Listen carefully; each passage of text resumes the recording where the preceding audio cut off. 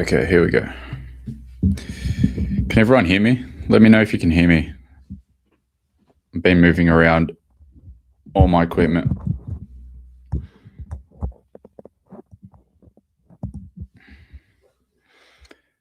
And let me just make sure that you can hopefully hear the audio from my share screen as well.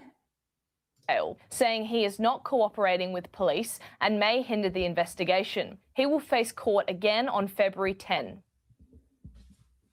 Returning to our top story, US President Donald Trump is encouraging Iranian protesters to keep demonstrating, saying help is on its way amid a brutal crackdown.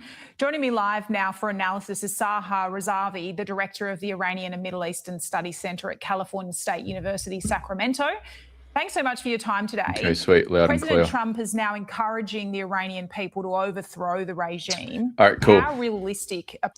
So, second day of inquiries start in 6 minutes. Let me pull up the program because this one's going to be interesting. Yesterday was kind of interesting because it was the federal police and ASIO. This one's going to be a little bit more interesting because it's the Executive Council of Australian Jury, and they are heavily involved, heavily involved in the drafting of this bill. So Peter Wertheim has got a lot of comments to say regarding this in the media over the last couple of days. He's been advocating for this bill to be even tougher. So it'll be interesting to see what he has to say. Antisemitism envoy, so Gillian Siegel, is going to be at this inquiry as well. And then the Human Rights Commissioner, so Lorraine Finlay, the one that, is always flaky about what human rights she wants to defend and what human rights she doesn't want to defend. So this will be an interesting watch to see if she even cares to stand up for our rights or not. And then also the race discrimination commissioner. He hates white Australia. Let's put it that way. So it'll be interesting to see what his remarks are. And then it kind of falls off after that. So I think I might just be here for the first half to see what the Executive Council of Australian Jury have to say, and the Human Rights Commissioners, Race Discrimination Commissioner as well. And then I think I'll probably call it there because this is scheduled to go until 4:15, maybe 5 o'clock even. There is a imam, but I don't think I'll stay around for that long. I'll keep an eye on it, but this is what we want to see. We want to see if our Human Rights Commissioner actually cares about defending our human rights. And we want to see what the Executive Council of Australian Jury has to say on this bill, because they basically drafted this bill. So let's see what they have to say.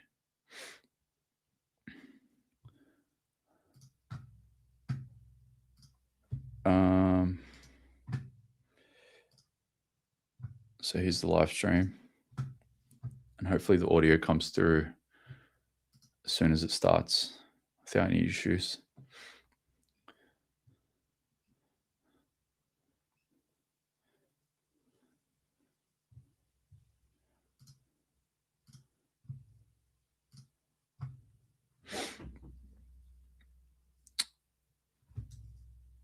And let me figure out who these other people are.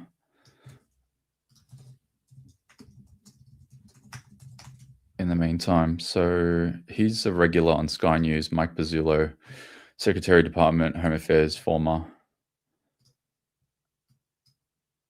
Don't think that will be too informative. Rule of Law Education Center, Mr. Chris Merritt.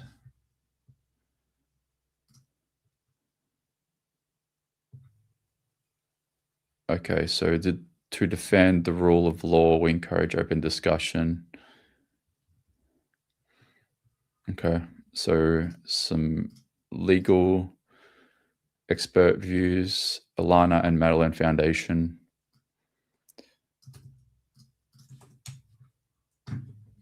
How's it going to affect the Alana? Like, what's that about? A charity group? The impact on kids? Equality Australia.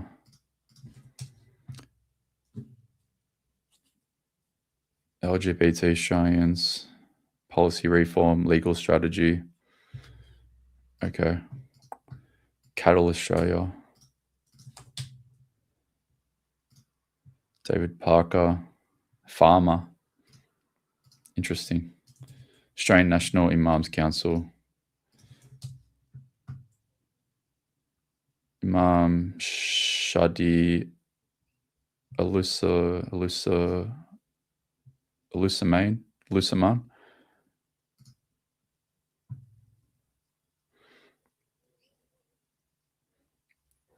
This is the Imam. That's at the end of the inquiry sitting period at 4:15. This will be interesting.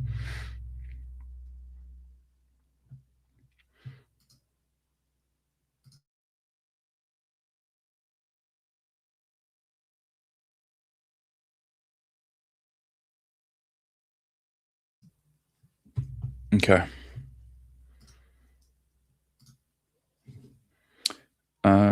Who's chairing it? Let's have a look. Is it same crew as yesterday? Oh no, there's a second page. Australian Catholic Bishop Conference, National Council of Churches, and then it finishes at 5:30. Okay, so I'll do the first half. I'll do the Executive Council of Australian Jury and the Human Rights Commission, Lorraine Finlay, and then the Race Discrimination Commissioner, because there's surely going to be either interesting clips out of that, and also there'll be interesting perspective on what her position is on this bill, because she's very flaky. She didn't say anything during COVID, and then late last year she decided to say, oh yeah, the lockdowns were bad, they had a really bad effect on people's mental health, blah blah blah blah. 5 years later almost. So yeah, I don't trust that she'll be against this too much, but we'll see what she has to say. Is One Nation against this bill? One Nation. So Pauline Hanson did an interview yesterday on Sky, and she was very she's ducking and weaving the question. She was asked almost directly, what's your position on the hate speech bill? And she just went on this 2-minute rant about the hate preachers and didn't actually address the question. And also based on their voting history, if you've been following me grilling them on X, especially over the last couple of years now, they voted for the previous hate speech amendments, and they voted for the increased surveillance bill late last year as well. And Pauline Hanson was MIA for both of them, but her party voted on the bill, including her new senator, Sean Bell. And also, she will be MIA anyway on the vote for this bill because she's not allowed to be in the Senate. She's banned for another, like a whole full sitting week. So she'll be banned from this sitting week, this new sitting week that they've created, and she'll be banned from, I think, a couple of days into the second week when it comes back officially in February. So don't expect any debate clips from Pauline Hanson, unfortunately, because she's not allowed to be in the Senate. She's been banned from the Senate because of the burqa stunt from late last year.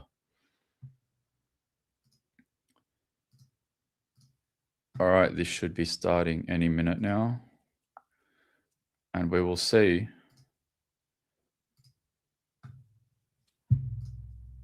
what the Executive Council of Australian Jury has to say, because they basically drafted this bill. So the co-CEO, Peter Wertheim, and Gillian Siegel are probably the two most interesting ones to keep an eye out for.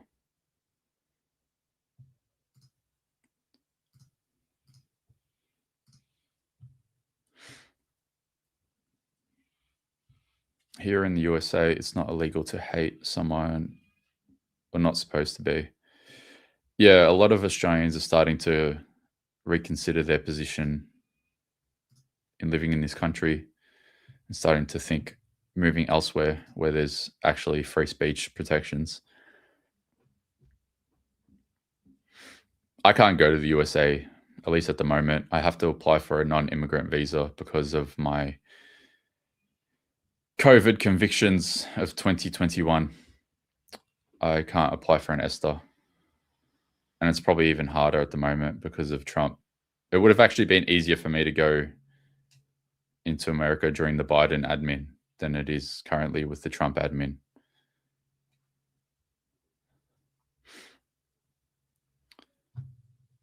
They're late, 3 minutes late.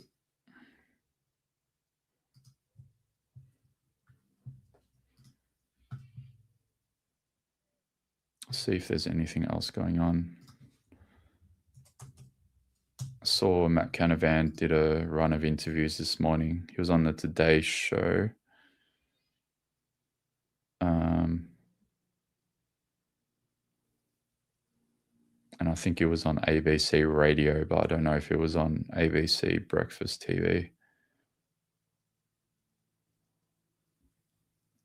Doesn't look like it. Oh, wait, is that him? No, it's not him. No, it's not him.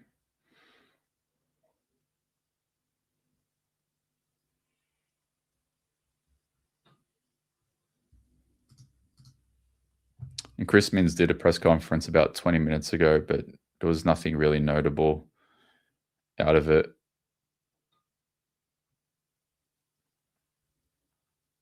He did do the press conference with the Jewish Board of Deputies, New South Wales president, though. I did notice that. So they are heavily involved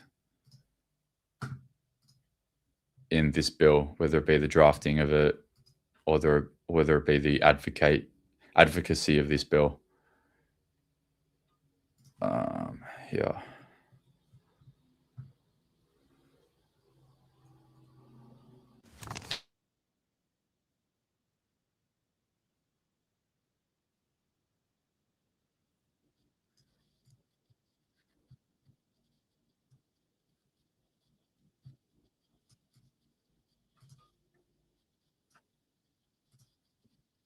To request to have evidence heard in camera or may determine that certain evidence should be heard in camera. I remind all witnesses that in giving evidence to the committee, they are protected by parliamentary privilege, unless you are giving evidence from outside of Australia. It is unlawful for anyone to threaten or disadvantage a witness on account of evidence given to a committee, and such action may be treated by the Parliament as contempt. I remind all present that as Chair, I'll ensure that proceedings are conducted in an orderly, respectful and courteous way. In accordance with the committee's resolutions of August 26 of last year, this hearing will be broadcast on the Parliament's website, and the proof and official transcripts of proceedings will also be published on the Parliament's website. Witnesses are advised that the committee's review concerns the exposure draft bill, not broader issues that may be subject to other inquiries, including royal commissions, and that evidence will only be taken by the committee where it relates to some or all parts of the proposed new legislation. In addition, Parliament imposes itself a sub judice convention, which means avoiding public discussions that could involve a substantial danger of prejudice of proceedings before a court or other tribunals like royal commissions, and unless there is an overriding public interest requirement to do so. Now, the hearing today is being conducted with members of the committee appearing here in Canberra, but also online via video conference. Members participating remotely are reminded to mute your microphones when you are not speaking. I'd like to welcome representatives of the Executive Council Australian Jury and the Australia's Special Envoy to combat anti-Semitism to give evidence at this public hearing today. Now, for the Hansard record, could I ask that you all state your full names and the capacity in which you appear before today's hearing? And I'll start with the Executive Council. I'm Peter Wertheim. I'm the co-CEO of the Executive Council of Australian Jury, and I appear with Simon Abel, who is the head of legal of our organisation. Thank you. I might ask now if, Anita from Australia's Special Envoy to Combat Anti-Semitism. Yes, my name is Anita Stucken, and I'm Assistant Director Legal at the Office of Australia's Special Envoy to Combat Anti-Semitism. Thank you. Now, although the committee does not require you to give evidence under oath, I should advise you that this hearing is a legal proceeding of the Parliament and therefore has the same standing as proceedings of the respective houses. The giving of false or misleading evidence is a serious matter and may be regarded as contempt of the Parliament. The evidence given today will be recorded by Hansard and attracts parliamentary privilege. Due to the short time frame the committee is working within to complete its review, please try and answer all questions or provide information to the best of your ability in evidence today, as written answers to any questions taken on notice will have to be provided within 24 hours of receiving the Hansard transcript. Now, I'd like to ask or invite you, if any of you have an opening statement to provide this committee before we start off with questions. Peter, do you have any opening statements? Yes, look, a very brief one because I know time is short. Overall, I'd like to say that we welcome the introduction of the draft legislation with qualifications. There are a number of features of the new legislation which we have long called for and which we welcome. But in summary, there are also some significant shortcomings and drawbacks which we have pointed out with previous iterations of anti-hate speech legislation, and we're concerned that those have been preserved to some extent in the current round, and we are concerned that if they are not addressed and rectified, that we're going to be back here again in 2 years or maybe even sooner, wondering what went wrong and why we have to go through yet another round or another set of iterations of this legislation. I'm happy to go into the detail of what we consider to be the shortcomings as well as the positives, but I think that's the kind of the high level introduction that I would like to give you, and given the shortness of time.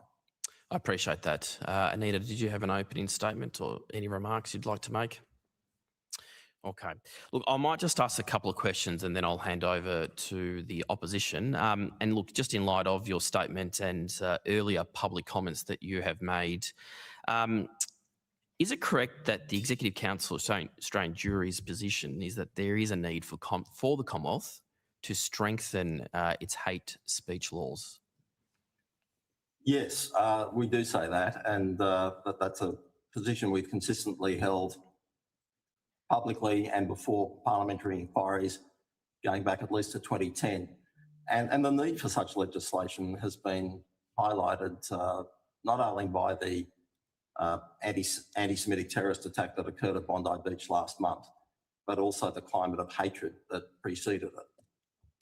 And it's fair to say you have been calling for some time, well before the attacks that occurred late last year. Yes, I mean, you can go back to 2024 when the criminal code hate crimes legislation was introduced. We made a detailed submission to that parliamentary inquiry. I've forgotten the exact committee, but again, we pointed out that while some of the new provisions that were introduced at that time were welcome, there were still significant shortcomings, and in particular we pointed to the absence of a serious vilification provision that had previously been mooted but not included in that bill. So that was just the last occasion, but you can go back to many occasions even prior to that when there's been consideration of anti-hate crimes legislation and amendments to the existing legislation, and we've made similar points. Moving to the exposure bill, and particularly to the aggravated sentencing factor. What are your views on this provision? Look, you're talking about the aggravated sentencing provisions for ordinary, what might be called ordinary crimes that that have a hate motivation as a factor. Particularly, and maybe this might help you with your response, but your views on it being targeted only to race, Yes. ethnic or national origin as the protected attribute. Well, as a general proposition for the entire suite of provisions that are contemplated, it's long been our view that the protections that are contemplated for race should also be available for individuals who are the subjects of hate crimes or the promotion of hatred on the basis of other inherent attributes such as sexual orientation, gender identity, age and disability. I think religion is a bit of a question mark because it's not so much an inherent attribute as it is a set of beliefs. It's a bit of a grey area, that one, and I think that needs perhaps a little closer consideration.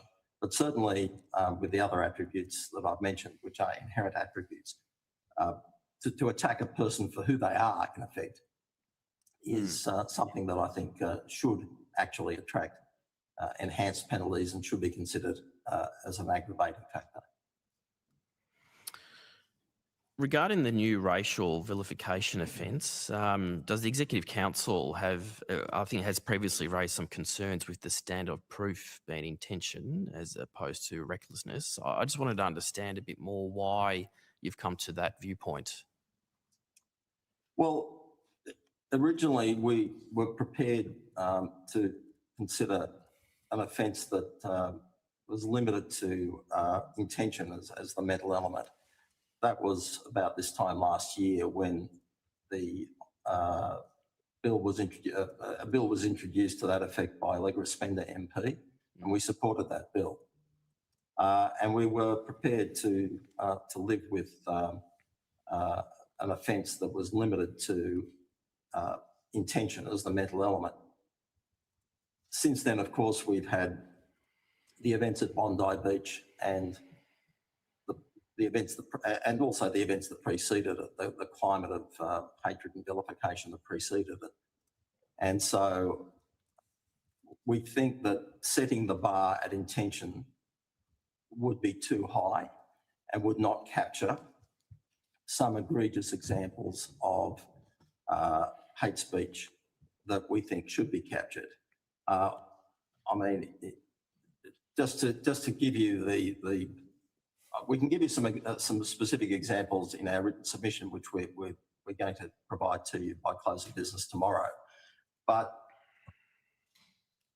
in my own discussions with the government and with departmental officers of various departments, it's been put to me that setting the bar at intention could actually exclude a lot of antisocial activity that ought to be covered.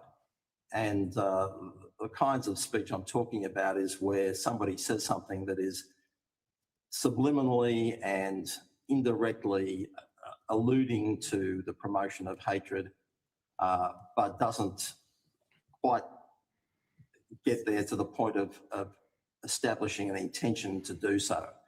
But there's clearly an indifference amounting to a reckless indifference as to whether it has that effect. I'm just going to say, I swear this guy is going to get us to the point where you can't even post a little juice box emoji. Like, he's going to make Apple remove that as an emoji. That's what it sounds like it's going to get to. And we think that that should be captured because very often bad actors out there are well aware of the law. They're well aware of the limits that they can go to and are prepared to push those limits to the absolute extreme. And unless you have a recklessness element, which is usual for criminal offences generally, they'll be able to essentially get away with that sort of strategy. Yeah, I appreciate that. Because, I mean, I also wanted to ask, though, then what's your view on the inclusion of the religious text exemption? are totally opposed to it. We think that that is a completely misconceived provision, and we've made that very clear in all of our discussions with government. It won't come as a surprise to anyone that we think that that is totally misconceived. The exemption would be for anything that quotes or references religious texts for the purposes of religious teaching or discussion. Now, we think that the entire concept is misconceived and outdated, because none of the world's recognised religions would openly avow to promoting racial hatred intentionally, knowingly and deliberately. They might say that some of our texts have been and can be misinterpreted in that fashion, but people might quote from a religious text and inadvertently give the impression that they're promoting hatred. But that is not what the texts actually mean. And all of the recognised religions would disavow any suggestion that they are intentionally out to promote and stoke racial hatred. So if that's the case, and given that intention is such a high bar to prove as the mental element, then there's no justification for having that exemption there, because in any circumstances where say, a cleric might give a sermon about something that might be interpreted as promoting racial hatred, that would not be covered by the offence because of the intention requirement. And where intention is proved beyond reasonable doubt, which is the highest evidentiary standard, then of course that would be caught by the proposed section. And we would say it should be caught, because the intentional promotion of hatred is not really something that ought to be protected under any circumstances, including using religion as a cloak. And the major authorities of each religion would tell you in any event that that's not what their religions teach. In fact, it's the exact opposite of what their religions teach, because it's so inconsistent with their basic principles about the sanctity of human life and the inviolability of human dignity. Mm. And as it's currently drafted, do you think that the provisions then, would you seek any amendments to it? Too broad? Just remove the provision? Just get rid of it. We would say that provision just does not belong there. It doesn't belong there because it suggests that somehow one can intentionally promote racial hatred and do so intentionally within the bounds of religious doctrine, and we don't believe that to be true. And to the extent that it is true, it's not a justification. Yeah, and not I think for intentional promotion of hatred. I'm sorry. That's all right. And I was just going to say, though, in just to add to what you said, I guess the response after the horrific, anti-Semitic attacks and terrorist attacks that occurred, some probably have argued, and there will be some as part of this process through this committee, that such provisions should be there to capture some of this hateful speech. But I just wanted to really understand then, so ultimately what you're saying, that the bill should really focus just at the race, ethnic or national origins, as you had indicated a bit earlier, rather than this religious text? Yes, I mean, let's just put this in context. I mean, the bill as it is would proscribe the intentional promotion of hatred on the basis of race. So on that assumption, is there any justification for exempting so-called religious discussion? And to the extent that a religious discussion or any discussion involves the intentional promotion of hatred on the basis of race, we would say it should not, in any event, it should not be captured and it should not be exempted. But in any event, most religions are saying that this is not what they are teaching. This is not the intention of behind them. And where a prosecutor is unable to establish that intention, then the question won't even arise in the first place. But where there is evidence of intention to promote and stoke hatred on the basis of race, then religion is no excuse. Yeah. I'm mindful of my time, so I'll just be quick with the last remaining questions. But I just want to ask, does the Executive Council support the increase then in the maximum penalties for existing hate crimes offences in the Commonwealth Criminal Code? We do, but we also believe that it's necessary to introduce mandatory minimum penalties for the whole range of Division 80 offences. And I might let either Simon or... I knew he was going to say that. He wants mandatory minimums, just like they did in the last hate speech amendments that old mate Canavan supported. If you saw on my ex. They want mandatory minimums for these as well. Here we go. Here we fucking go. The Australian Council of Executive Jury wants mandatory minimums as well for everything. This country is fucked. We're going to get it to a point where we can't say anything without getting someone to like micromanage what we're going to say before it comes out of our mouth. Well, Anita or both address that in more detail. Okay. Before we do that, I'll also ask this other question then. Do you have any views then about the new listing regime for prohibited hate groups? Like, do you believe there's enough safeguards in place before a group can be listed? Yes, I think that is one of the positives of the legislation, and we have welcomed that. We've been mindful of the fact for many years now that there are groups out there that act to promote hatred and to stoke it and to exploit it for the purpose of inculcating extremist attitudes and behaviour among some of their followers. But they fall just short of the requirements needed to list the organisations as terrorist organisations under the current provisions of the Criminal Code. Again, this goes back to these sort of actors becoming increasingly sophisticated, getting legal advice about how far they can go and so on. So having a secondary regime to capture extremely antisocial behaviour that falls short of what is necessary to list an organisation as a terrorist organisation is a good step forward, and we welcome it. And I think there are sufficient safeguards in it. Okay. Yeah. Now, Simone, did you want to add?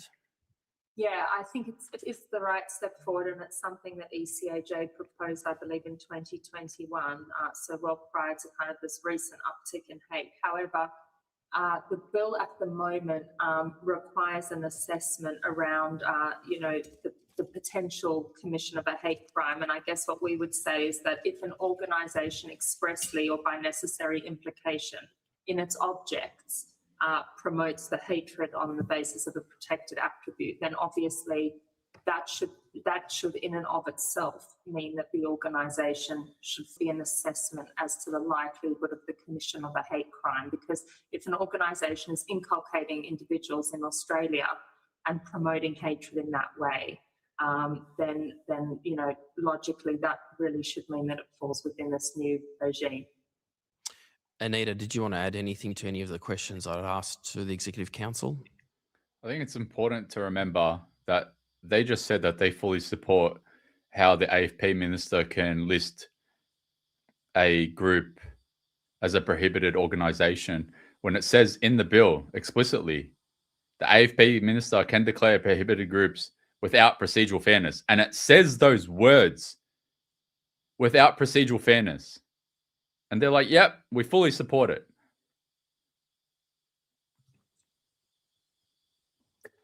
I would just add, in respect of the increase in penalties for Division 80 hate crime offences, that the ASECA office would repeat and endorse the recommendation made by ECAJ at the start of 2025, that those offences also have a fault element of recklessness rather than intention, so that they operate effectively. Of course, if the existing Div 80 hate crime offences aren't capturing the relevant conduct, then an increase in penalties would be to no avail. Having said that, of course, we would support any increase in the penalties for those offences because they are very serious. Is there anything else around the world that you've seen that we might want to consider that's been effective in terms of other provisions? Canada, I think. Yeah, Anita, do you want to speak to Canada and then maybe I'll speak to the UK? In ASECA's submission to the recent New South review conducted by the Honourable John Sackar, ASECA made some comments with respect to the Canadian offence of the willful promotion of hatred. That offence differs slightly from the current Commonwealth proposed offence in that it does not include any requirement to cause intimidation or fear. And it includes a form of good faith defence with respect to religious discussion, but not in the breadth of the current exemption.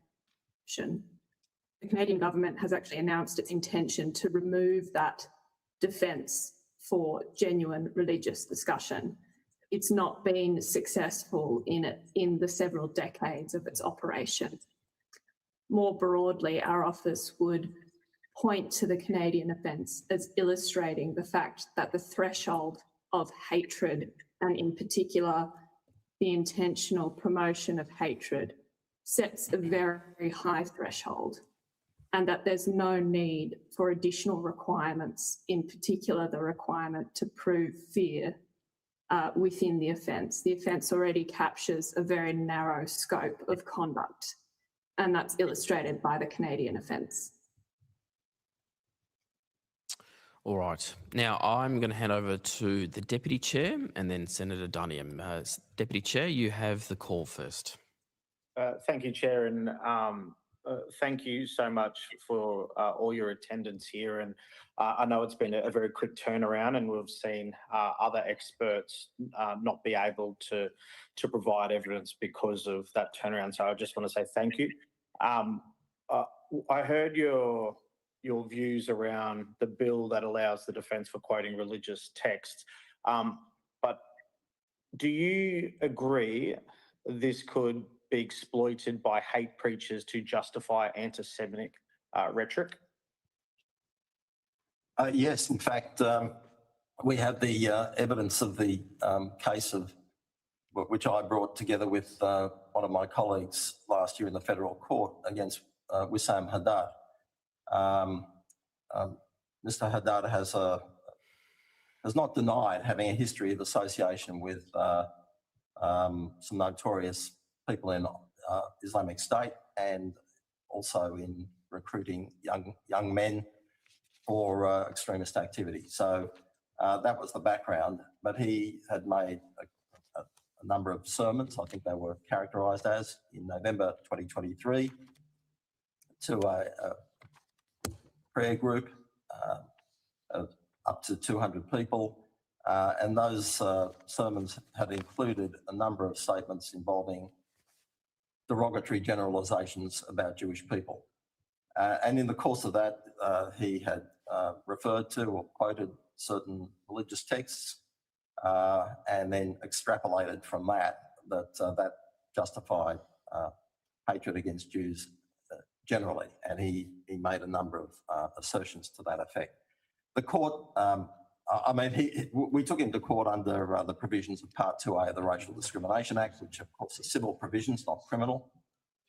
But in the course of the trial, he sought to argue that he was simply quoting from religious texts and exercising his religious freedom and so on. And the court, of course, did not accept that argument.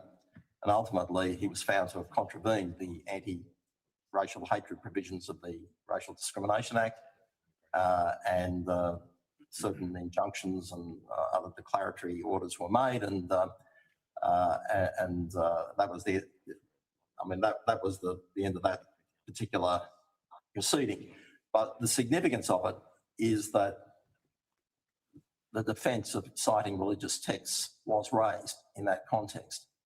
And whilst it was dismissed in the context of civil proceedings, if a similar sort of excuse were to be raised in the context of criminal proceedings where one has to prove intention and one has to prove it beyond reasonable doubt, I think a prosecutor might well be deterred from the obvious course of prosecuting such statements in the context of this proposed legislation if it came to making a decision, because they would possibly come to the conclusion that with that exemption, there could be no certainty of success with the prosecution, and that the defendant would merely have to state that they were quoting from religious texts and demonstrating that, and it was in the context of a prayer meeting, and that'd be the end of it. It would escape. I think it would escape prosecution, and even if there was a prosecution, it would possibly fail with that exemption included. So, Peter, just so I get some clarity, can you confirm you believe Wasim Haddad would be protected by this exemption? I think if the identical circumstances arose with Mr. Haddad, there is a significant chance that he would escape liability under this section, and for that reason, probably escape even the attempt of prosecution. Thank you. Do you believe that everyday Jewish Australians would feel protected knowing this defence exists? I think it would cause great consternation, and has caused great consternation based on the feedback that we've received, that this is a very wide loophole that would be exploited to render the introduction of this offence ineffective. Peter, were you consulted about this exemption before it was announced? Well, I don't want to go into confidential discussions, but it's no secret that these sorts of issues have arisen in the past, both in the context of the current legislation and in the context of equivalent legislation in New South Wales. And so these are not new issues, and our views, as Anita pointed out, were placed very forcefully before His Honour Justice Sakar, who has done a report in relation to the relevant provisions of the New South Wales legislation, and that report has not been released. So we don't know what it said, but our own views are very clear. The government was well aware of them, and there's a very long way to say that he actually helped draft them. He's going on a 2-minute preamble when he could have just said, yeah, we actually drafted them, because he did. He actively participated in the assistance of drafting this bill. Him and his whole organisation. Alex Rivchin, Peter Wertheim, the whole lot of them. I don't think I need to go beyond that. Are you aware of any other Jewish peak body that supports this exemption? No. And were these discussions confidential in nature because that was how it was described to you, or were you providing feedback on an exposure draft that you were allowed to see? Well, again, I don't want to go into the detail, but it's not unusual for governments that are contemplating introducing legislation that might have a particular impact on one section of the community to consult with them beforehand, even with exposure drafts, and to seek their views. So that would have been entirely unexceptional. And again, I'm sorry if I sound a bit vague, but I don't want to breach any confidences here. Peter, you're not vague, mate, and I'm just trying to, it's been a quick turnaround for us to see it as well. I'm just trying to do my best with trying to understand what you've gone through, how you see this as well. And I don't mean to use this language, but I think I have to, and I'd like your opinion of it, but I just want to give you warning that it's probably not language that you're going to like. Do you believe terms like globalise the intifada and death to the IDF will be prohibited under this bill? I think it would be a moot point. I think they should be prohibited under this legislation. But because, I mean, what globalising intifada, I mean, the broad Australian public may or may not be aware of what that really means. The Jewish community knows exactly what it means because during the intifada, just that person that commented regarding the chair. The chair's the Labor senator, FYI. Raf something, I can't remember his name. But yeah, it's a Labor senator, so probably explains why he's sort of asking questions in that way. Suicide bombers were sent into Israel. They blew up civilians on public transport, in supermarkets, at discotheques. There was even the shocking case of a 15-year-old Australian girl who was Malky Roth, who was blown to pieces in a pizza parlour in Jerusalem. So we know exactly what intifada means, and to say globalise the intifada means spread it around the world and bring it here to Australia. And we think that is promoting hatred, and we think it's intentional promotion of hatred in most contexts, and therefore it should be proscribed. But I'm not sure that a prosecutor not having that knowledge and that background would necessarily understand that. I'm not sure that a court would understand that. So it's difficult to predict what the outcome would be if a prosecution were to be brought about that. And the same, you know, with death to the IDF. I mean, on the face of it, it just seems like a slogan about the Israeli military. But when you understand that it's being used in protests and to justify violent actions against Jews, not in Israel, but all around the world, it has a meaning that might not be apparent to an uninformed observer. Peter, the reason I ask is because yesterday a departmental official couldn't answer whether the Intifada slogan was captured or indeed whether a fatwa was a religious text. Does that concern you, that a departmental person can't answer this? Well, look, I think it's a concern because it's indicative not of a level of ignorance of a particular departmental officer, but I think a generalised lack of understanding and lack of insight by people who are not as intimately concerned about that particular conflict as those who are directly involved. I think it's just human nature that you tend to be more knowledgeable about the things that are closer to home and less knowledgeable about things that affect other people. And that's really what I'm concerned about, that given that fact, given the fact that 99.6% of the Australian population are not Jewish and probably have only a very generalised understanding of the context, that the meaning will not necessarily be properly understood even by a well-informed court. Yeah, and I agree. And, you know, mate, I only ask because if the people who wrote the legislation can't explain it in its operation, you know, how can we consider it properly?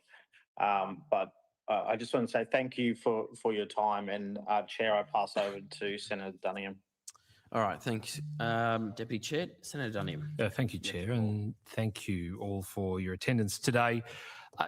In general terms, I just want to get a sense, perhaps starting with you, Mr. Wertheim, and putting aside the exemption that is in the proposed bill, the exposure draft, do these laws do what it is the community you represent want them to do?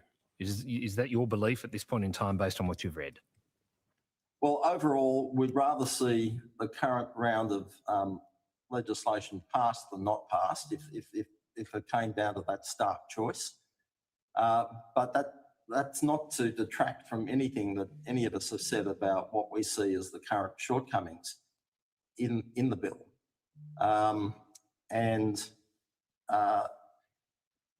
As I said at the outset, I just don't want us to be here again in 2 years' time talking about the next round of legislative amendments to fix up all the problems of the previous attempts that have been made by the Parliament to address this problem, when we can quite clearly fix all of those defects now. We can identify them now. This is not a new set of issues, even though the bill is new and it's being done on an urgent timetable, understandably. The issues that it raises are well-worn ground for all of us. We've all been to. It's a very strange thing to say, seeing that they participated in the last round of hate speech amendments that was only 9 months ago, 10 months ago, something like that. So there's no point in complaining about having to be here again and again, seeing that they always seem to rush to participate in the drafting of these new hate speech laws whenever there's an opportunity to. So another bit of bullshit from the Jewish organization ECAJ. Debating these issues with previous iterations of this legislation going back for 15 years or more. So we'd like to see what we perceive as the shortcomings of the current bill fixed up in the light of that history and passed. But if we have to just take what is on offer now rather than nothing, I think we will take what's on offer now. Well, and to that end, I suppose as an opposition, we've made it clear that this should not be a take it or leave it proposition, and that it is important to ensure that we get this right. And there's a range of stakeholder groups who've said there are changes that need to be made to this legislation in various ways, a number relating to the exemption we've already talked about. But forgive me, I'm not completely familiar with all of the suggestions that ECAJ have made to remedy the issues you've identified with the bill. But, I mean, you know our timeline. At this point in time, we're returning here on Monday for the necessary condolence motion, and then on Tuesday to debate the legislation and pass it in pretty short order. I mean, would it be better? Did he just assume that he's going to have the bill passed? Old mate Dunningham. I ripped into him. The video's got like 100,000 views. Where is it? Where's that video? Jonathan Dunningham. Did he just assume on camera? Can someone clip that and post it and tag in it? 1 day ago, 110,000 views. Senator Jonathan Dunningham says the Liberal Party will not stand in the way of hate speech and gun law reforms being passed next week. Let's go back 10 seconds. I mean, you know our timeline. At this point in time, we're returning here on Monday for the necessary condolence motion, and then on Tuesday to debate the legislation and pass it in pretty short order. And pass it in pretty short order. So he reckons it's going to pass, and just like he said yesterday, the Liberal Party is not going to stand in the way. Oh, okay, Jonathan. Good on you, man. We need to get you out of that Senate seat in Tasmania and put Pauline Hanson's daughter in there. You're done, Jonathan. You're done. We're going to remember that. Pauline Hanson's daughter's coming for you. Would it be better, because as you say, you'd rather not be here in 2 years' time, fixing up what it is that we didn't get right this time round, perhaps because we've rushed it? Is it better that we try and take our time to get the elements of the legislation that need fixing now right, instead of just passing it as is? Well, we will have a very detailed submission to you by the close of business tomorrow, and I'm sure Anita can give you a timeline on a SECA's submission. You'll have all the detail about where the defects are as we perceive them and what is needed to be done to rectify them. So when you say, should we be taking this more slowly, there is I think a legitimate urgency about this legislation in view of recent events. And I don't think that it should detract from the capacity of the Parliament to deal with the bill effectively. as I said, these issues are not new. We have traversed them before with previous rounds of legislation.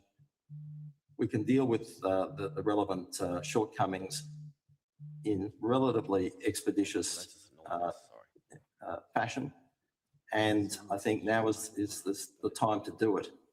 And of course, we would love to see the bill amended in the way that we have been proposing and will propose in detail in our written submission. Okay. Ms. Stucken, did you want to add anything to that? No, the office will also put in a submission before the deadline close of business tomorrow. Okay, well, I won't ask you to run through, either of you, what the elements are, given the shortness of time, and we will await those submissions with interest. I guess it is a hallmark of this process, which is extremely truncated for good reason, but also it does make doing the job here very, very difficult. I do think we need to do our best, and that's our intention. Again, some of the evidence you may have seen yesterday, and Mr. Thompson referred to it, the department unwilling and for good reason unable to provide hard and fast answers about what would be caught, what would not be caught. I mean, I accept your point, Mr. Wertheim, that the majority of Australians wouldn't know what the slogan "Globalise the Intifada" means, but you and your community do, and it is said with often, I believe, with an express purpose to instil in you a particular feeling, hence what we're talking about here. The officials yesterday kept saying, well, it's a matter for the courts. And so you talked about the inclusion of the intent threshold or demonstrating intent. I mean, that's a concern you have. Can you just step me through that a little bit more so I understand what the alternative would be from ECAJ's point of view? Well, the alternative is to treat the offence in the same way that other criminal offences are treated, and that is to have a mental element that encompasses either intent or recklessness. That's the short answer to your question. And I think if the legislation were amended to include a mental element of recklessness, it would lose very little in terms of its public acceptability or whatever the concerns may be at setting the mental element so high. And it would also significantly enhance the potential effectiveness of the legislation to do the job that it is purporting to do.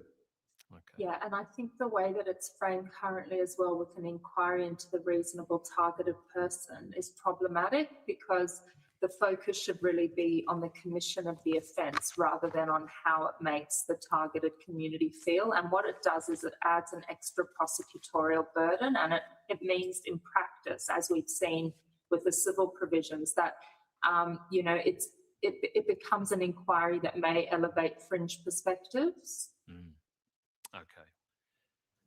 That is very helpful. In general terms, the structure of the bill, it's an omnibus bill. It contains a range of measures that relate to hate speech, hate groups being listed, firearms laws.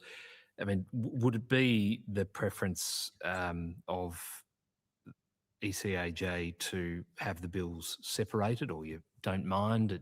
I mean, to us, given the complex nature of everything we're dealing with here, it was an odd inclusion, but does your organisation have a view? Yes, we're certainly not experts on gun control laws, and we wouldn't in any way seek to express a view about that in this inquiry. I mean, we're just not qualified to speak. We don't have any particular insight that we can bring to bear that might aid the committee. So conceptually, we see them as two completely different sets of provisions. And so it might be better to deal with them separately, but I mean, we don't have a particular view, you know, a hard view on that particular issue, or frankly on anything to do with the gun control issue, because it's not something we feel qualified to speak to. Okay, thank you for that. Ms. Stucken, I just wondered whether the proposals contained in the bill had been seen by the Envoy's office in any way, given the work of the office, prior to December 14 last year?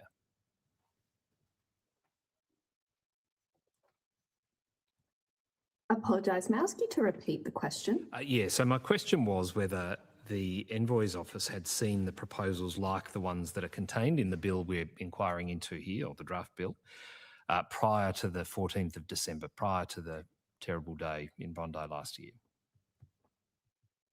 Look, I would suggest, as Peter mentioned earlier, it's best that I not speak to any confidential matters between our office and to here, or the draft bill, in the proposals.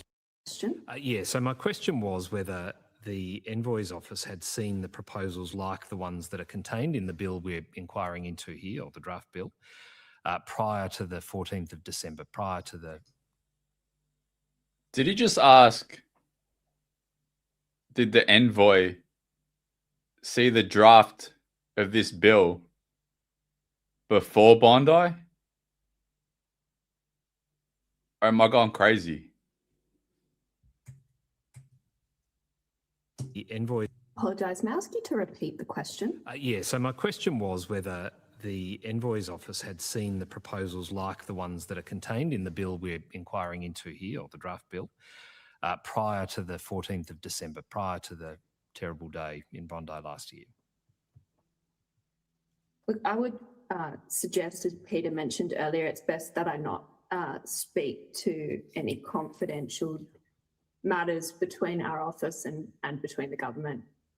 Perhaps I could take that question further on notice. Yeah, but if you could, I guess I'm just trying to understand whether these proposals, so perhaps the question on notice could be when the Office of the Special Envoy first became aware of provisions like these contained in the legislation, as we have it here, the bill, as we have it here today, and then yeah, that enables us to understand whether these were in contemplation prior to what happened in Bondi or as a result of.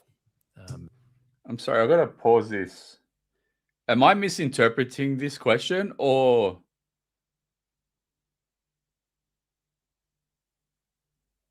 he's asking? I'll repeat it one more time, and I'm gonna have to clip this.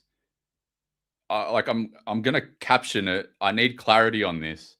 But is he asking the question, did the anti-Semitism envoy, Gillian Siegel, have provisions prepared for this legislation before Bondi? Is that the question?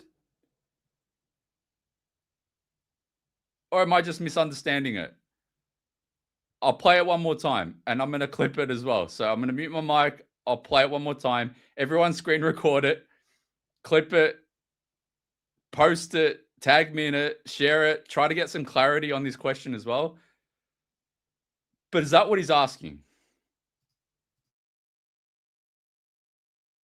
And perhaps I might ask the same question. Contemplation first became when.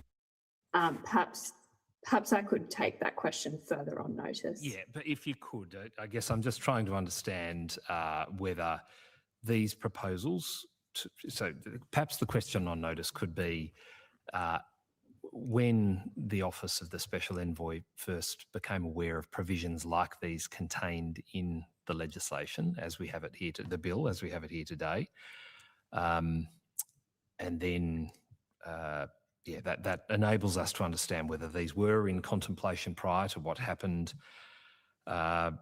in Bondi or as a result of. And perhaps I might ask the same question, if need be, on notice of ECAJ as well. Well, I don't think we need to take it on notice. I mean, we did do a submission to the Senate Legal and Constitutional Affairs Legislation Committee in 2024 on the Criminal Code Amendment Hate Crimes Bill of 2024. Yes. There were a suite of measures in that bill which we commented on. And as I mentioned earlier, conspicuous by its absence was a provision in relation to the promotion of the intentional or reckless promotion of hatred on the basis of a protected attribute. And our submission dealt with both what was in that previous legislation and also what was absent from it.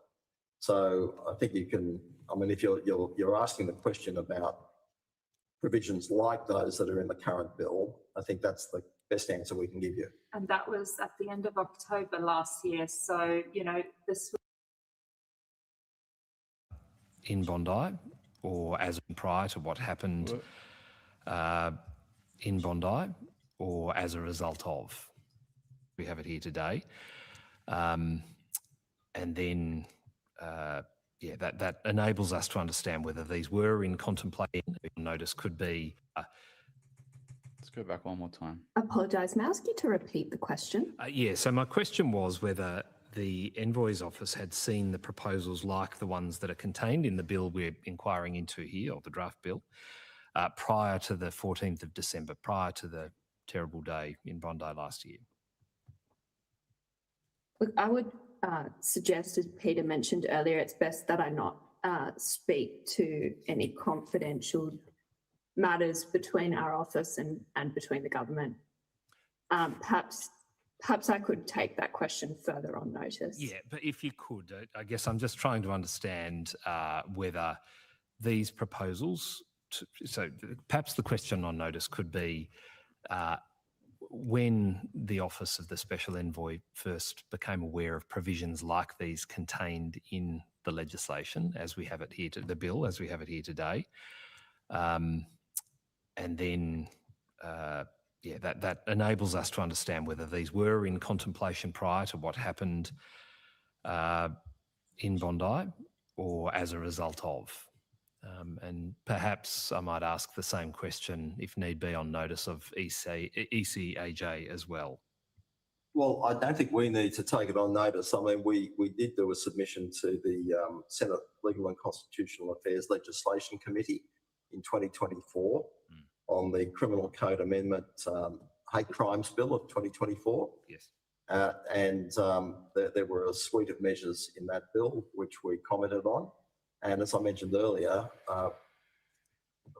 conspicuous by its absence was a provision in relation to the promotion of the intentional or reckless promotion of hatred on the basis of a protected attribute. And our submission dealt with both what was in that previous legislation and also what was absent from it. So I think you can, I mean, if you're asking the question about provisions like those that are in the current bill, I think that's the best answer we can give you. And that was at the end of October last year. So, you know, this was already, consideration of these matters was underway and has been underway over a long period of time. And in that submission, you'll see we put forward what we perceive to be a solution in terms of what potential legislation could look like. And of course, it was not passed. Yes, of course. And so just on that, I mean, you've provided the submission and it covered omissions as well as inclusions. So are you aware whether, or had you been consulted on a set of provisions that might cover that issue prior to December of last year? I mean, you've referenced October last year, but was anything provided to you for your views? Well, as a consequence of the absence of any similar provision in that 2024 bill, we advocated for the introduction of such an offence, and that ultimately found expression in the bill that was introduced by Allegra Spender MP, I think it was February 2025, and it contained a provision like that. And we are on record as having endorsed and supported the introduction of that provision at that time. So that's... So you just confirmed what I was saying before, 15 minutes ago, where he was asked, you know, he's going to be good enough, or we don't want to come back next time, blah blah blah blah, and he didn't answer the question, or he basically lied by omission because he's been there just less than a year ago. Now he's reiterating it himself. So he lied by omission, and now he's come around 15 minutes later to say, "Oh yeah, we've been here, done this, tried to pass the laws last time in 2024." Oh my god, man! I'm still confused about that question before though. Did he ask the question in a way that was referencing the 2024 amendments, or is he asking, did the anti-Semitism envoy know about the provisions of this bill before Bondi happened? Because I don't want to misinterpret it and then make a mistake and post that. But I think everyone should find that clip. If you haven't screen recorded it already, post it and let's try to get some consensus on that, because that was really weird. And I just don't want to misinterpret either what he asked or what he meant by that question. But it seems like you guys are kind of feeling like how I felt a year ago. Yes. Okay. All right. Thank you for that. My final question I have here, is there any view or any concern held that the bill lacks a specific definition of anti-Semitism or provides any examples that might guide those making decisions adjudicating over matters that might need to be considered? Is there a concern around that? I'm sure you'll touch on it in your submission. Well, I guess there are two separate questions. One is, should the bill itself contain such a definition? And I'm not sure that would be appropriate, because we're talking about a general offence of promoting hatred on the basis of race. Sorry. Yeah, a general provision to proscribe the intentional promotion of hatred on the basis of race. So it's not just about anti-Semitism, it's about promoting hatred against any group on the basis of that characteristic. And there are other groups from time to time who would need to be protected by such legislation. So it would be, I think, out of place in the legislation itself to have a definition of what constitutes hatred against any one particular group. Having said that, though, I do think it would be appropriate for police and law enforcement agencies generally to have some guidance about how the provision might operate in relation to the protection of particular groups, including the Jewish community. And in that context, I think it would be very useful to have a definition of anti-Semitism there as a guide. And we're all aware of the International Holocaust Remembrance Alliance working definition of anti-Semitism, which is not a kind of a definitive definition, but an illustrative definition. That's why it's called a working definition, which would be there precisely as a guide and as an aid to law enforcement agencies in working out how to apply the legislation. And in fact, that is the process that has been adopted in the United Kingdom. The Crown Prosecution Service and the police have from time to time published guidelines about what constitutes anti-Semitism for the purposes of enforcing similar legislation in the UK. Okay, thank you very much. Canada has also produced a handbook in which it outlines the application of that definition to what's called illustrative examples, real life examples of anti-Semitism. So there's a lot of guidance out there. Okay, thank you. Thanks, Senator Duniam. Now, I understand, Senator MacDonald, do you have some questions? And then we'll have to keep moving along. Thank you very much. Good afternoon to you all. Thank you for making your time available so quickly today. I wanted to just go back to part 5 and the racial vilification offence. I asked some questions yesterday of the department around in the subsection, they classify that the expression of race, colour and national or ethnic origin should be taken to have the same meanings as in the Racial Discrimination Act. I just want to, again, double check that you are satisfied with this as a clarification, because, you know, we know that Jewish people don't all have the same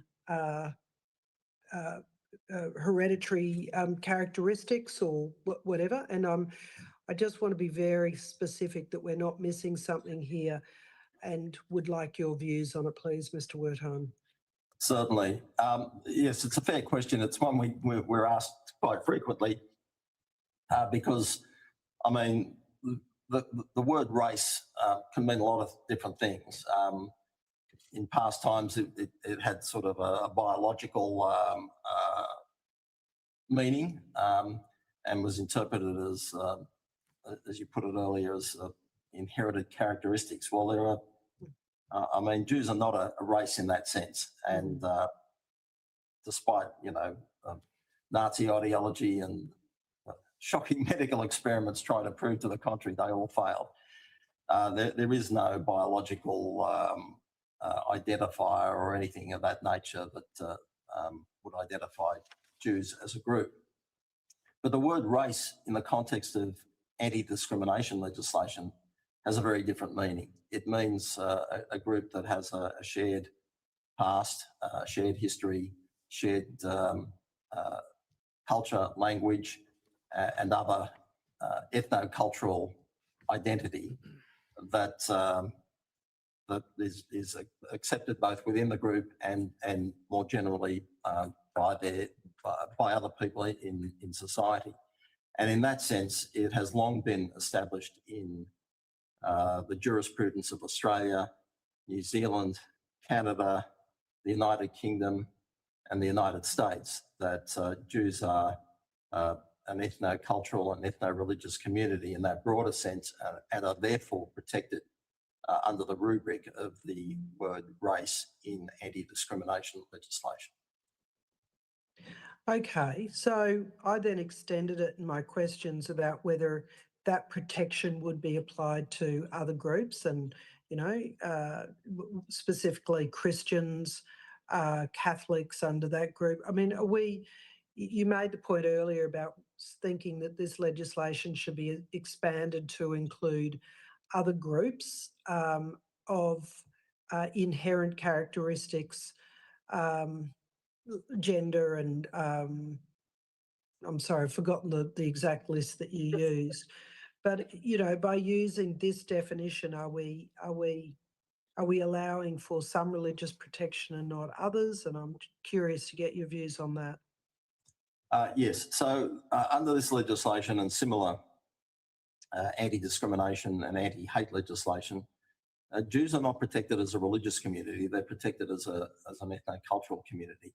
It's a little difficult for many people to understand that the Jewish community is not just a faith community like Catholics or Muslims or Buddhists. We're also an ethno-cultural community with a long national history, a long history of self-government and state institutions, at times state sovereignty and so on.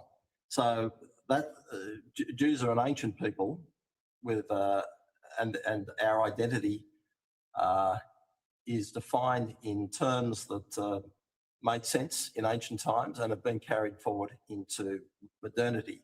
It's a holistic identity. It's not compartmentalised between religion on the one hand and culture and ethnicity on the other.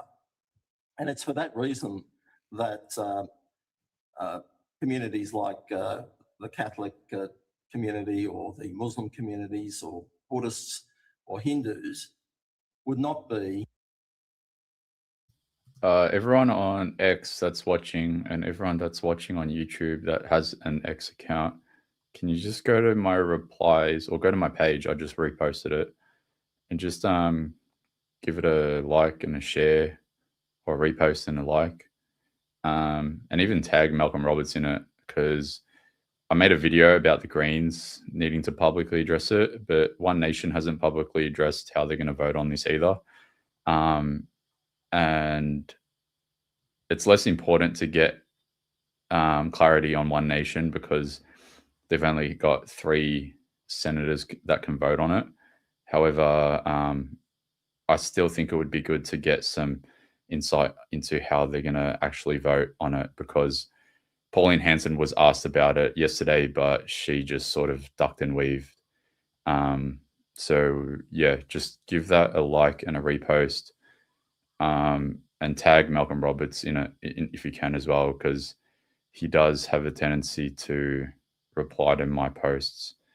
But this is very important. I've put him on blast with regards to abstaining on the previous hate speech amendments, even though his votes weren't going to make a difference. A lot of people were upset that they had abstained on the bill. And people that watched saw the grilling that we gave him. And then One Nation also voted on the increased surveillance amendments late last year as well. And we put him to the sword with regards to that as well. So let's try to get the Greens to address it. That's like critical for a number of reasons, because they basically hold the balance of power in the Senate. And there's a reason why I haven't been encouraging people to make submissions, is because what's the point of making submissions when it's more valuable to know how people are going to actually vote? Once we know how they're going to vote, we know whether the value in our submissions is actually there or not. So yeah, people that were getting butthurt about me asking for the clarity on the Greens, we need to know. We're entitled to know. We deserve to know.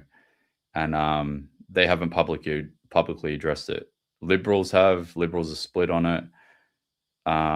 Nationals are against it. And I'm actually going to go to this Sky thing before I lose the ability to show it, because apparently the Nationals might be against the entirety of the bill because it's an omnibus bill. But I saw on the Chiron it said that the Nationals are against the gun ban part of it, but they can't be against just one part of it. They're either for the bill or against the bill because it's an omnibus bill, pending possible amendments. So yeah, we need this information. Don't get upset at me. I'm only ever asking for shit and trying to activate and get people to, do things, because it forms a part of, getting clarity and understanding what the outcomes are going to be on these things. I don't waste my time, and I don't want to waste your time. So yeah, please share it. Please get Malcolm Roberts to address it publicly. Let's get the Greens to address it publicly. We need to know. And let me pull up this clip as well before I continue on the committee, because it said something about the Nationals. The next steps are really quite... From one Labor Premier.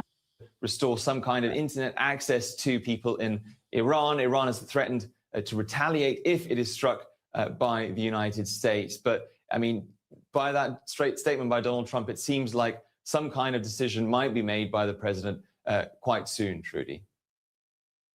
Sash Butler will keep a very close eye on it. Thank you. Back home, there's growing pushback against the government's proposed national hate speech laws, including from one Labor Premier. Let's bring in political correspondent Cam Redden. This concern relates to one particular exemption that's included in the bill. Yeah, and in the simplest terms, Trudy, the exemption would see that hate speech laws apply, but not in the case where a religious text is being directly quoted from, or if there is a teaching about a religious text. We can show you the details of this. Remember, Labor is holding a snap inquiry at the moment into its hate speech laws. There's an aggravated new offence in there that would apply to hate speech when it is given in a public forum. But this is the language of the carve-out. It says the law does not apply to conduct that consists only of directly quoting from or otherwise referencing a religious text for the purpose of teaching or discussion. So that, in practice, the view of many in the Jewish community is that would essentially carve out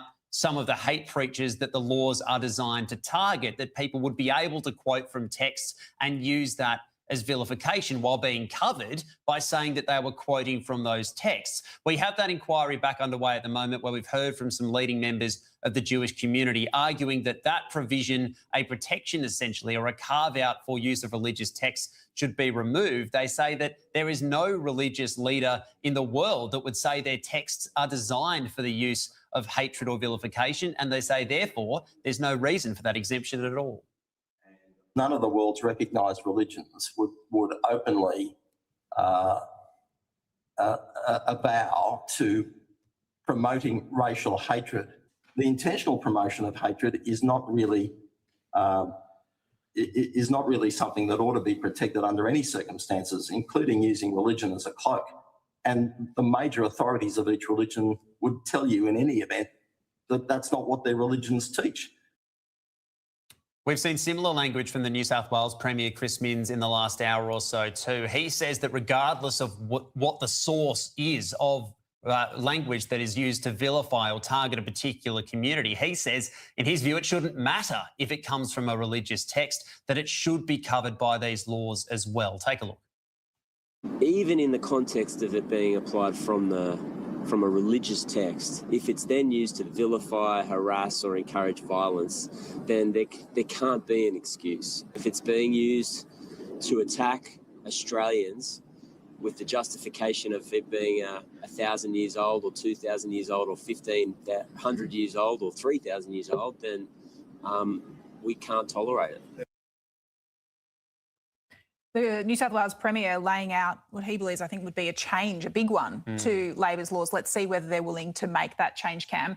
But as about the mechanics of how do you get this through Parliament, it's been recalled earlier to be back for 2 days, we're told next week. Very complicated legislation. Do they have the numbers? Well, at the moment they don't, Trudy. They're going to need support from either the Coalition or the Greens. We know in terms of the procedure of Parliament, Labor has a majority in the House of Representatives, so no problem there. But have a look at the makeup of the Senate. This is where it gets tricky. Labor needs the support from either the Coalition or the Greens to get this bill through. Remember, they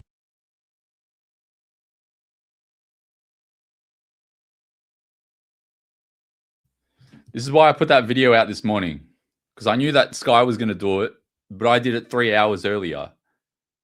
Okay? So don't ask questions. We've been through this a lot now over the last few years. I need you guys to trust me. I don't want to waste your time. I only ever ask to activate whenever it's super necessary. We need clarity on this shit. There's no point in making submissions and wasting your energy and time. We've been through this through the misinformation bill and all that other bullshit. We just need to know if the Greens are going to support it. Like, that's the most important thing. The crossbench is like semi-important, and the Liberal Party and the Nationals seem to be fractured. So there's a lot of potential that this doesn't even pass. And we had a lot of sooking and complaining about it in my comment section in terms of everyone getting really upset about this bill over the last 24 hours. Millions of views, millions of impressions. Everyone made a video about it. It was incredible traction on this story yesterday. But now we need to know what the outcome of the numbers are in the Senate, because this bill might not pass. And they're saying it now, 3 hours later. They're catching up to us, okay? So let's do this. Let's get clarity on the Greens. I've just put a post up on X. Please tag Malcolm Roberts. Let's get One Nation to address this publicly today as well. And we might have an understanding of whether even this might pass or not. You know, there's a chance. There's still a chance. Let's do this, all right? Let's do this shit. Let's see what they have to say. They want it all wrapped up on Tuesday. If there's no agreement before then, it might well bleed into Wednesday or be even longer than that until they can get a deal. At the moment, my understanding is the Liberal Party and many members of it have concerns about the hate speech laws. They're worried about potential restrictions on what pastors or other religious people might be able to say in a public forum. The Nationals are concerned about the gun buyback and further information sharing and other measures when it comes to firearm owners. So the Coalition is drifting away from support for these laws without formalising its position. Already we are seeing some members, though, splinter away to say that regardless of what the parties decide to do at large, they will not be lending support to these laws. I have absolutely no intention, regardless of the position adopted by the coalition, frankly, of supporting this bill and all of the hate crime stuff that goes with it. We have enough laws on the books in this country. Look, I've read the bill last night and I can't support these laws, Joel. They're the biggest attack on free speech since Robert Menzies tried to ban the Communist Party. Firearm owners in this country are insulted and incredibly offended that law-abiding Australians are targeted in this bill alongside Islamic hate preachers, as if there's somehow an equality of guilt. That hearing continuing in Canberra, Treaty. Worth noting too, the chair of that committee, Raf Giaconi, a Labor senator, was the one leading those questions about the texts and that carve-out with members of the Jewish community at the moment. So is that potentially a signal the government's listening? Maybe we're open to changes here. We'll see how that progresses. We'll see if we can get an answer from him. He's due to join me in the lunch break, so stick around for that. Thank you, Cam. To New South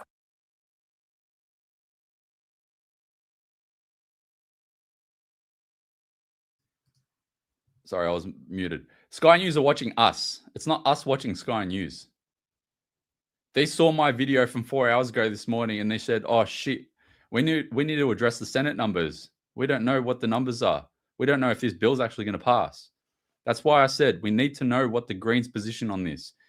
And the Greens, as much as we fucking hate them, especially David Shoebridge, okay,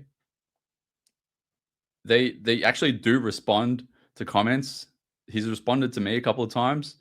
We need to spam the shit out of Shoebridge and Larissa Waters, the leader of the Greens, and get them to publicly address this. But this will almost completely quash their ability to have the ability to criticize Israel freely without any risk of their whole entire movement collapsing. Now, you might not like their movement, but I think we can all agree that we need freedom of speech for everyone. We can deal with criminal, case law on a case-by-case basis. We don't need more laws to crush our ability to express ourselves freely. So we need to know what the Greens are going to do on this bill. And I feel like they're just going to be mute on this whole thing. But we can try to force them to publicly address this. We can almost certainly get something out of One Nation because they are much more, responsive to our inquiries. So please repost, tag Malcolm Roberts in my last X post, and let's try to get him to address it because Pauline Hanson can't address it, at least formally in the Senate, because she's banned.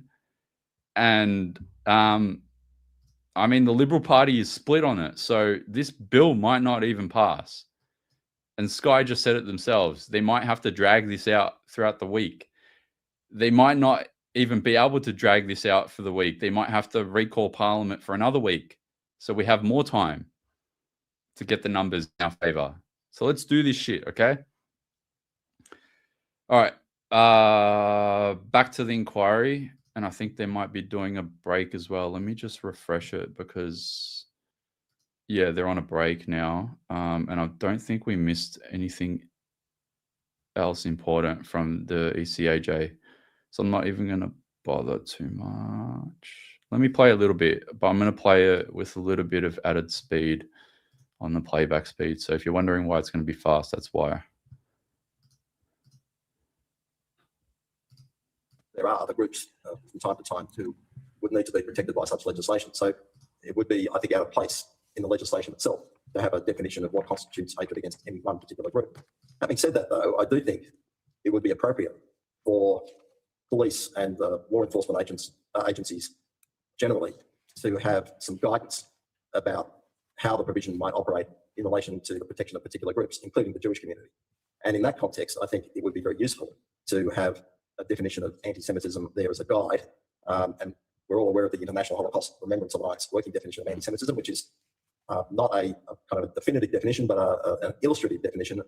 That's why it's called a working definition, which would be there precisely as a guide and as an aid to law enforcement agencies in working out how to apply the legislation. And in fact, that is the process that has been adopted in the United Kingdom. The Crown Prosecution Service and the police have from time to time published guidelines about what constitutes anti-Semitism for the purposes of enforcing similar legislation in the UK. Okay. Thank you very much. Canada has also produced a handbook in which it outlines the application of that definition to what's called illustrative examples, real life examples of anti-Semitism. So there's a lot of guidance out there. Okay. Thanks, Senator Duniam. Now, I understand, Senator McDonald, do you have some questions? And then we'll have to keep moving along. Thank you very much. Good afternoon to you all. Thank you for making your time available so quickly today. I wanted to just go back to part 5 and the racial vilification offence. I asked some questions yesterday of the department around in the subsection. They classify that the expression of race, colour and national or ethnic origin should be taken to have the same meanings as in the Racial Discrimination Act. I just want to, again, double check that you are satisfied with this as a clarification because, we know that Jewish people don't all have the same hereditary ideology and the United Kingdom and the United States, that Jews are an ethno-cultural and ethno-religious and state institutions. So it happens if they converted, they'd be part of the faith community too. Antisemitism don't get to mark their own homework or self-assess. It has to be assessed. As an example in previous days, and yesterday 3 times he used the Old Testament as an example to justify why he's put the religious text exemption in place. Individuals who have been targeted on the basis of a mistaken belief that they are Jewish. Okay. Finally, the Prime Minister has used the Old Testament as an example in previous days, and yesterday 3 times he used the Old Testament as an example to justify why he's put the religious text exemption in place. Are you concerned by that linkage? Look, I think it was a very unfortunate trope. I'm not for a minute suggesting that the Prime Minister would have done that intentionally and with that understanding, but it just illustrates the point I made earlier about the general ignorance in the wider community about who and what the Jewish people are and what anti-Semitism is. And, the Prime Minister is probably just reflecting a much more general misconception and set of ideas by doing that than one might think. Look, every faith community can point to religious texts which have been used or could be used and construed to promote hatred on the basis of race. And yet every single one of those world religions, if you consult the major religious authorities of those religions, will tell you that that is a misreading of those texts. Whether you're talking about the Old Testament, the New Testament, the Quran, or any other religious text, the leading thinkers and figures and leaders of those religious traditions will tell you that that's a misreading of their text. And that whilst some people in their ignorance have misinterpreted them as promoting racial hatred, that is not their true meaning, and in fact it is directly contrary to their meaning. I can point to passages in the New Testament about Jewish people. I can point to passages in the Hadiths and in the Quran about Jews which have been misconstrued in that way. And that's the point of this legislation, and why the religious exemption is so misconceived, because that's not what the religion says. And where a person uses a religious text as an excuse to intentionally, deliberately, knowingly promote hatred on the basis of race against other people, that should be prescribed, right? Religion should not be an excuse there, because, racial hatred in our own time is abhorrent and should not be intentionally promoted under any circumstances. And we have international law obligations as well in that area. So, there shouldn't be an easy out for any pretext for promoting racial hatred in Australia today. Was the usage of the Old Testament offensive yesterday? And would you publicly advise that politicians don't use that as an example going forward? It was ill-advised, and if our advice had been sought about it beforehand, we would have advised strongly against it. And yes, many people in our community, frankly, did take offence. I've had a number of communications about that. But I'm not saying that it came from a malicious or a malevolent place. It's more out of ignorance than anything else, and it's a widely shared ignorance. All right. All right. Thank you for your time this afternoon, and thank you, Chair. All right. Thank you very much. And look, I just wanted to clarify something from earlier. I think it was Simon, you mentioned in your evidence to, I think, Senator Duniam, just about the hate crimes bill and the consultation. You said October last year. I'm assuming you meant October 2024. Yeah, that's right. Yes. I think we all make that mistake in January. That's all good. All right. Well, look, on that note, can I just say thank you very much again to you, Simon, Peter, and Anita, especially on the short notice to appear before today's hearing. If you've been asked to provide any additional information, if you please do so to the Secretary, ideally by the end of today, just so we can get to work with our report. You'll also be sent a copy of the transcript of the evidence and have an opportunity to request any errors that may have occurred in that transcription. On that note, we'll now break and we'll come back in about half an hour's time.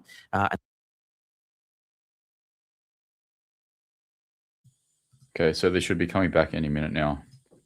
What is it? 10 minutes, 10 minutes. All right, so yeah, while we've got some time, everyone that's watching on X and everyone that's watching on YouTube, please go to X, go to my account, go to my feed, I'll even pull it up. And let's get a public response from One Nation, because they have 3 senators. And let's try to get a public response out of the Greens, who have, what, 11 senators or 10? 10, yeah, because they lost one. Yeah, so it's 10. So we need the Greens to address this publicly, and One Nation have 3 because Pauline Hanson can't vote on it. So this is critical. This is all a numbers game. We can postpone the passage of this bill and either get an extension of time because they need another day or another week of sitting days in Parliament, especially in the Senate, to pass this, because this will breeze through the House because they've got 100 seats in there. And then that'll allow us to actually get more submissions in. We can put more pressure on the crossbench. We can put more pressure on the Liberal Party, on the Nationals to vote against this bill. Babette has said that he's going to vote against it. So that's all sweet. And yeah, I mean, like, let's address the 2 biggest factions that we need them to publicly address. And then we can worry about the other small crossbenchers. So like we've got Jackie Lambie. Let me know what you guys think. How's Jackie Lambie going to vote on this? That's interesting, even for me to even think about. And Fatima Payman, how's she going to vote on this? She's actually been very good for, all she's worth. She's been very good and more consistent than One Nation in some ways. She's voted against almost all of these draconian bills, almost all of them.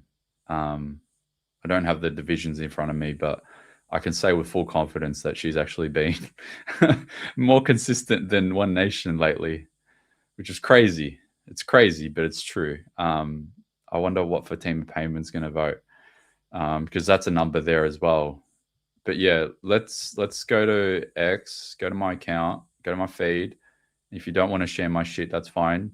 Tag them on your post. I don't care. And let's try to get a response out of Malcolm Roberts, because he's going to represent One Nation in the Senate now, because Pauline Hanson's unavailable.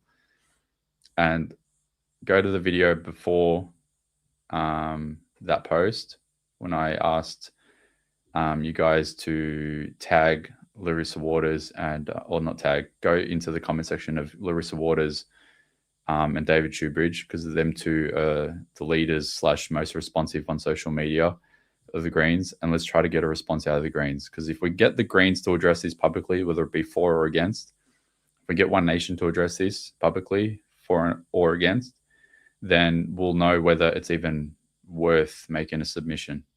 And the earlier we can get an answer out of them, the more time we have to make submissions. This is critical. There's no point in making submissions when this is a numbers game in the Senate. Submissions just go through the shredder anyway. We all learned that through the misinformation bill process. This was a numbers game. We needed the crossbench from the 2022 Parliament in the Senate, and we got it. We need the numbers in the Senate again.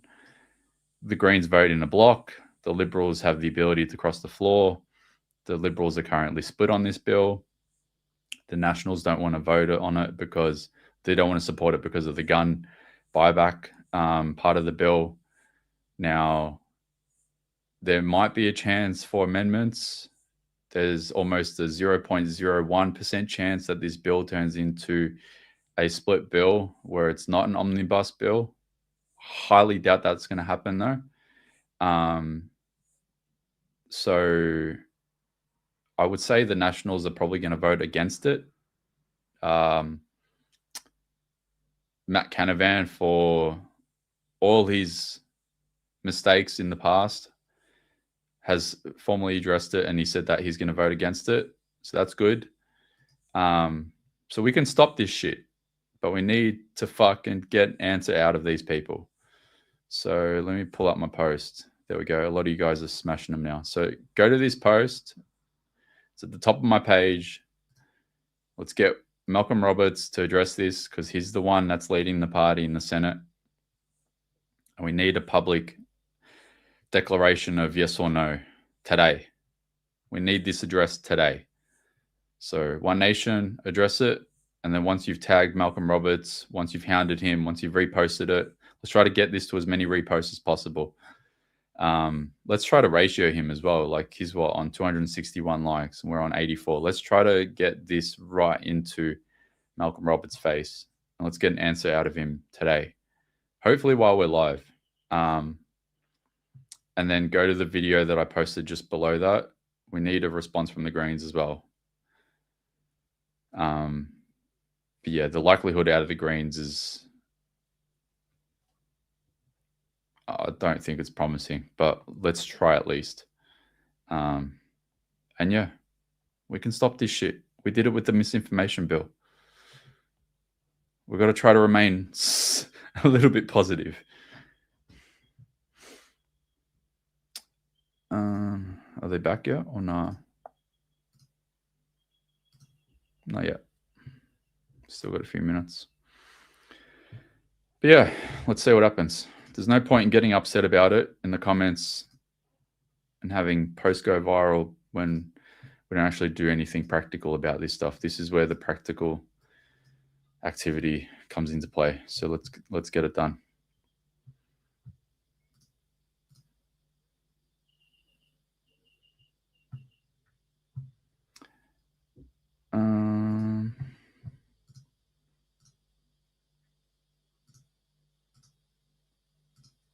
Yeah, I'm not gonna pull up any videos or anything until the inquiry restarts. So I'm just gonna let you guys, you've got time, just smash that post. Let's get a response out of One Nation, Malcolm Roberts. Let's get a response out of the Greens. Fingers crossed. We can stop this shit.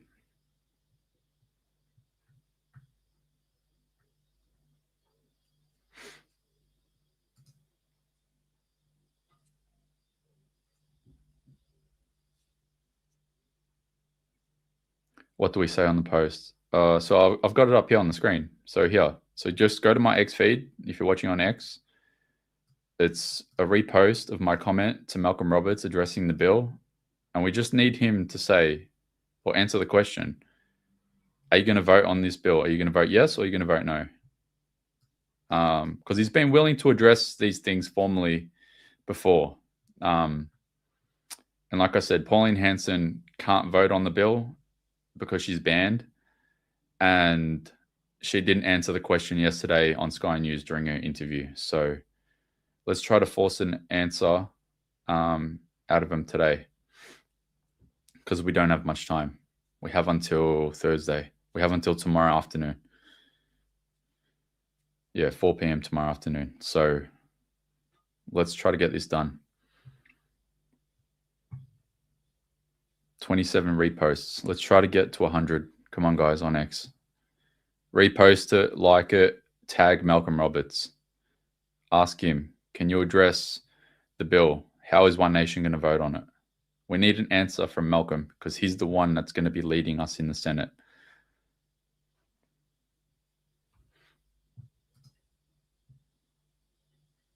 And then once you've done that, if you can, and if you feel like it, we need an answer out of the Greens as well. There's a video below that comment where I address it in 1 minute. Go to Larissa Waters' page, go to David Shoebridge's page, smash them in the comments and say, hey, can you please publicly address to the media, to our comments. I don't care how they do it. I really don't care. In an article, to news.com, whatever they want to do. I don't care how they address it. Let's try to get a response out of the Greens because their numbers are important. One, they vote in a block. They don't have the ability to split like the coalition. So they're not going to cross the floor. And two, they basically hold the balance of power. So if they say they're not going to vote on it or they're going to vote against it, then we're sweet. This bill almost definitely doesn't pass. But yeah. And there's a chance they don't want this shit to infringe on their ability to protest or say anything either. We got to leverage that. We have to leverage it. One thing that Alex Antic said in his interview yesterday that I didn't clip, or I didn't post, but I did clip it. and it was incredible how he articulated it. He said that, and a lot of people have said this, but the way that he said it was great. It resonated with me a lot.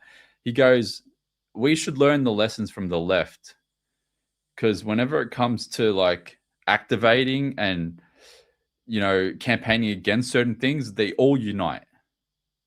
The right, we spend too much time arguing and complaining and saying, hey, no, we want it done this way. What about this? I want my idea, blah, blah, blah, blah, blah.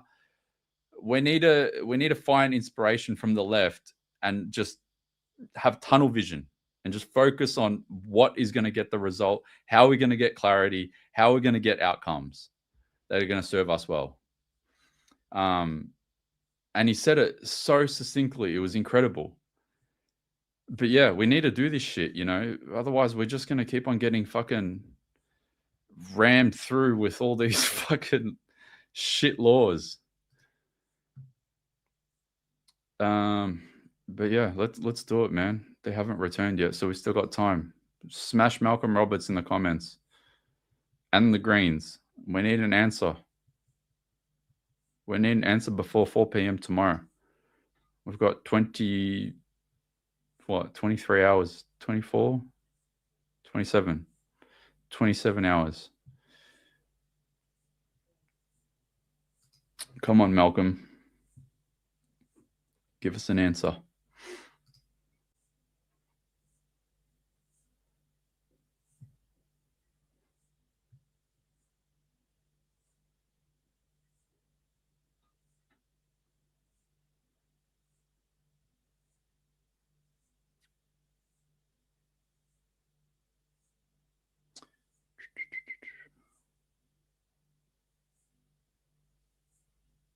Vote no, even if you are outnumbered.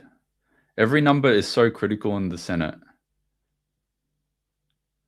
How will One Nation, Pauline Hanson, One Nation be voting on this bill, Senator Roberts? Good. Let's get this shit done. So is this confirmation that you're all against it? The longer you don't say anything, the worse it gets. What's your stance? This bill will not include Christians or Muslims or Hindus, etc. I'm a paying One Nation member and I want to say one thing. Please do not abstain from voting. You need to start voting against these type of reforms. Abstaining is weak.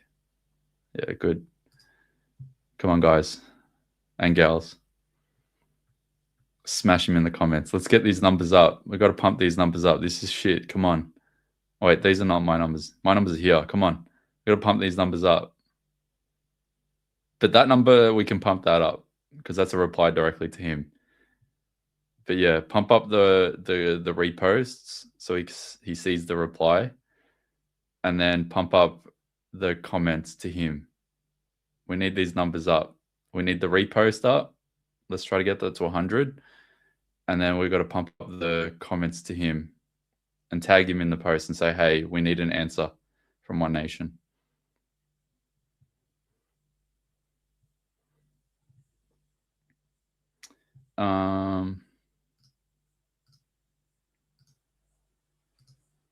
Bit interesting as well, because Pauline Hanson might be able to pair her vote with someone else that can't make it to the Senate. So that's a thing as well that we could find out, but it's not critically important. All right, they're back. So this is the Human Rights Commissioner, so this should be interesting as well. Before today's inquiry. My name is Hugh William de Kretzer. I'm the President of the Australian Human Rights Commission. Anyone else? My name is Gary Durham. I'm the Commonwealth Race Discrimination Commissioner. My name is Lorraine Finlay and I'm the Human Rights Commissioner with the Australian Human Rights Commission.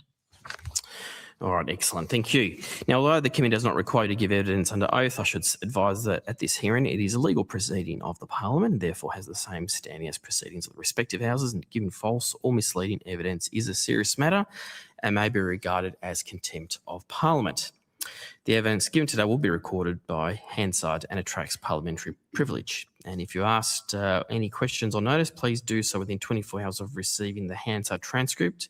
Given the short time frame that we are working within to complete our review, Please also answer all questions or provide all information to the best of your ability in today's evidence.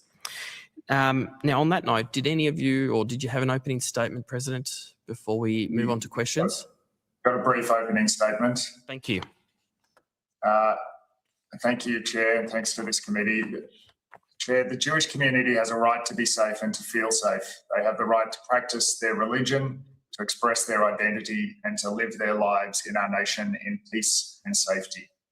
Rising anti-Semitism in Australia over the past 2 years has corroded these rights. The Bondi mass murder terror attack shattered them. This bill seeks to implement legal reforms to address anti-Semitism, hate and extremism. We welcome government action and focus on these issues. We welcome the review of this bill by this committee. We make the following opening comments. We should focus on reforms that will be effective in addressing anti-Semitism, hate and extremism. Part of this is examining whether existing laws are being sufficiently used, and if not, what barriers need to be addressed. We should protect all communities that face hate crimes. This means ensuring protections cover not only race-related hate crimes, but also hate crimes against people on the grounds of religion, sex, sexual orientation, gender identity, and disability. It is only by addressing all forms of hate that we can achieve social cohesion. We should avoid unintended but foreseeable harmful consequences, and in particular, laws should not overreach. Any limits on freedom of association, freedom of expression, and protest rights must be necessary and proportionate to the aim of protecting safety and addressing hate speech. International human rights laws that Australia has agreed to comply with provide a framework for promoting safety and addressing hate crime while avoiding unnecessary restrictions on other rights. This committee and the Parliament more broadly should draw in this framework in assessing this bill. Laws should be sufficiently precise so that it's clear what behaviour is permissible and what is prohibited, and so that there is consistency. Yeah, that's crazy. Look at his nose. Holy shit, that thing's big. Federal, state and territory laws. These are complex issues vital to get right. Allowing only 3 days for this inquiry to review and report on this significant draft legislation is insufficient. Creates risks that the legislation will not be as effective as it should be, or that it will have unintended harmful consequences. Finally, law reform is only part of the necessary response to racism, hate crimes and extremism. The Commission's National Anti-Racism Framework, which we released in November 2024, makes 63 whole-of-government and whole-of-society recommendations to address racism. Many of these recommendations align with the reports of the Special Envoys into Anti-Semitism and Islamophobia. This framework was based on extensive community consultation and has strong endorsement from civil society. The Australian government has not yet accepted these recommendations. In conclusion, international human rights laws require government action to protect safety and address hate crime. Actions must be necessary and proportionate where they limit other human rights. Human rights principles provide a compass to guide us in taking the right actions to prevent future attacks and promote a safer, more inclusive Australia for all. Thank you, President. Now, I'll hand the call over to Senator Duniam. Thank you, Chair. Mr de Kretser, you referenced in your opening statement there, I think you talked about consultation. Was the Human Rights Commission consulted in the drafting and pulling together of this legislation? We were consulted after the attack and before Christmas around potential reforms to hate crimes, and we provided some input into some specific issues, but we weren't consulted specifically about this bill. Okay, so, and who were you consulted by? Attorney General's Office and the Attorney General's Department. Okay, and the consultation with the Attorney General's Department, was that on the basis of ultimately developing legislation, or was it in a general sense, how do we respond to this issue? This was specifically in relation to some issues that received some media commentary around whether or not Section 18C of the Racial Discrimination Act was sufficiently calibrated to protect against racial vilification, and we provided input into that and some broader principles around how best to address hate crimes through both civil and criminal law. Okay, but the Commission hasn't been consulted on the draft legislation. You haven't been provided a copy at any point and provided input or room for suggestions to be made. Correct. Apart from those general principles last year. Okay. All right. Yes, I was asking the department, the Attorney General's Department, about who they'd consulted, but they hadn't mentioned any discussions with the Human Rights Commission, but I can revisit on that with them later on. I wonder the first time I saw this bill was when I was reading it yesterday. Yeah, sure. Thank you. And have you had a chance to fully digest the 150 odd pages of legislation and 350 pages of explanatory memoranda? I've fully digest. So we've met yesterday as a team, and our analysis is focused on the racial vilification offence, the proposed new offence, the new provisions around banning prohibiting hate groups, and the migration amendments. So we're focused in detail on those amendments or proposed amendments. And just one sec. I just want to see what this thing about the Tasmanian gun buyback thing, because each state has to say whether they're going to participate in the buyback or not. I just want to see what they say about Tasmania. The hate speech proposals that the Prime Minister has put forward, but also gun reforms in the wake of the Bondi attack. Tasmania's Liberal government is demanding more evidence when it comes to the national buyback scheme. Let's go to Aspen Blomfield in Hobart. Aspen, fascinating to hear last hour from the Tasmanian Police Minister. Talk us through what the government's position is here when it comes to the gun changes. Yeah, Trudy, the Tasmanian government is not ruling out their support for these new gun laws. However, they are waiting to consult the community before signing up to them. Among those proposed changes to firearms laws is a national gun buyback scheme, which will be jointly funded by the states and the Commonwealth. It also includes stronger background checks, including an ASIO security assessment for those who want to register firearms, tighter import controls, and finally, consideration of past convictions. Now, it's estimated that this national gun buyback scheme will cost the Tasmanian government $20 million alone. We need more detail. We need to get this right. We need to make sure that there's proper evidence to back up some of the proposals that have been put forward by the Commonwealth. And from our perspective, the big thing for Tasmania is that we need to be consulting with our communities. Tasmania, for example, we're a majority rural state, firearms are a tool of the trade, or they're also an important part of people's way of life, whether they're a recreational hunter or a sporting shooter. And we need to respect that.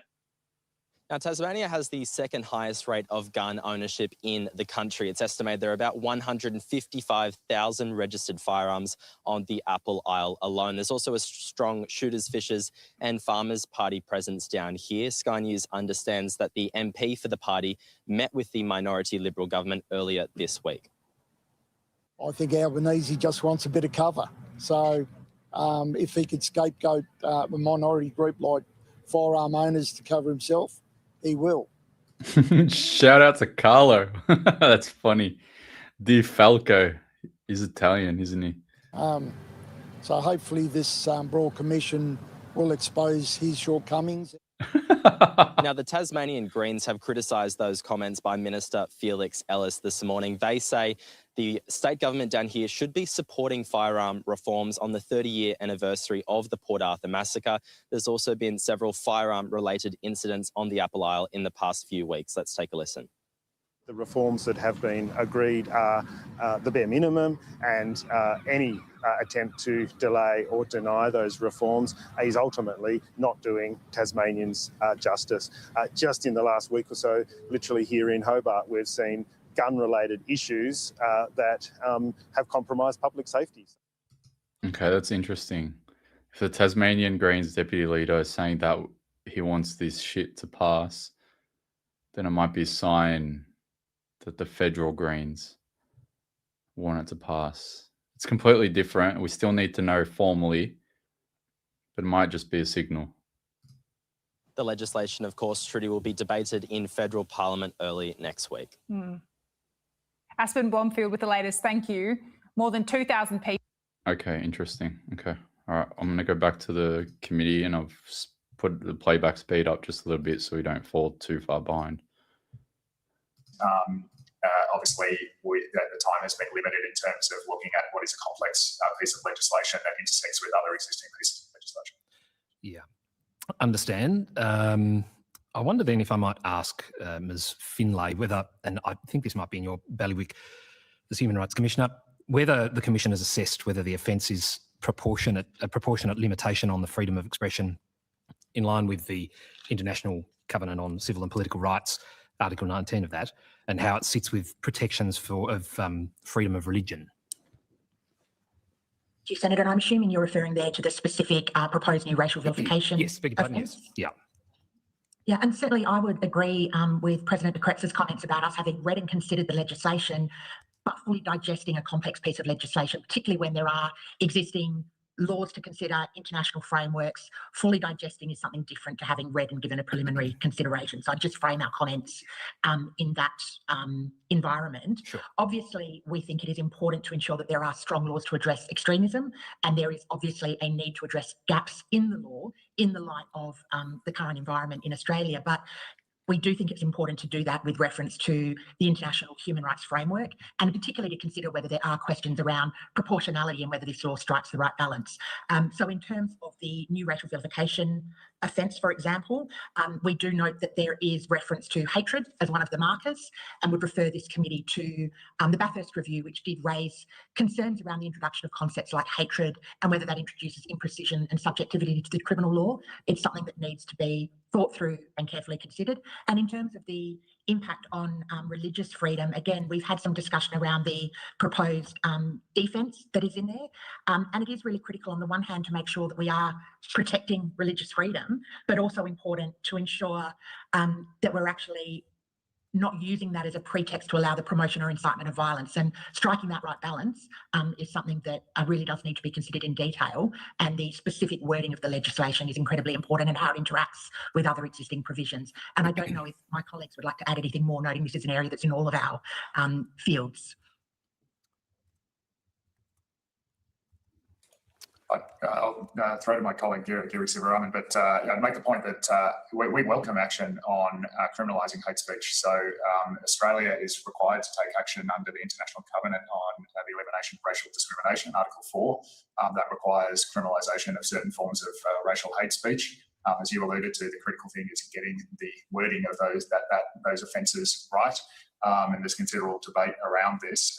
So we welcome that action by government. The government's got a reservation at the moment to that treaty, saying that it's currently implementing that requirement through civil law only, and we think it should also be addressed by criminal law. This action addresses that, but we've got to make sure that it's the right action. Sure. Mr. Sivaraman, did you? I think my colleagues have covered it. Thank you. Sure, no problems. Okay. Well, look, my question was, though, and I think the answer is implicit in what's been said, has there been a proper assessment undertaken by the Commission in relation to that balance?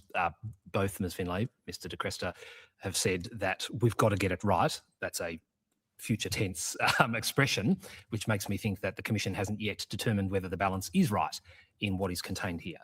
So I just want to get, if it is the case, I mean, look, we've had this legislation for less than 48 hours as of you, so I would be surprised if you have determined, but if you have, could you let me know?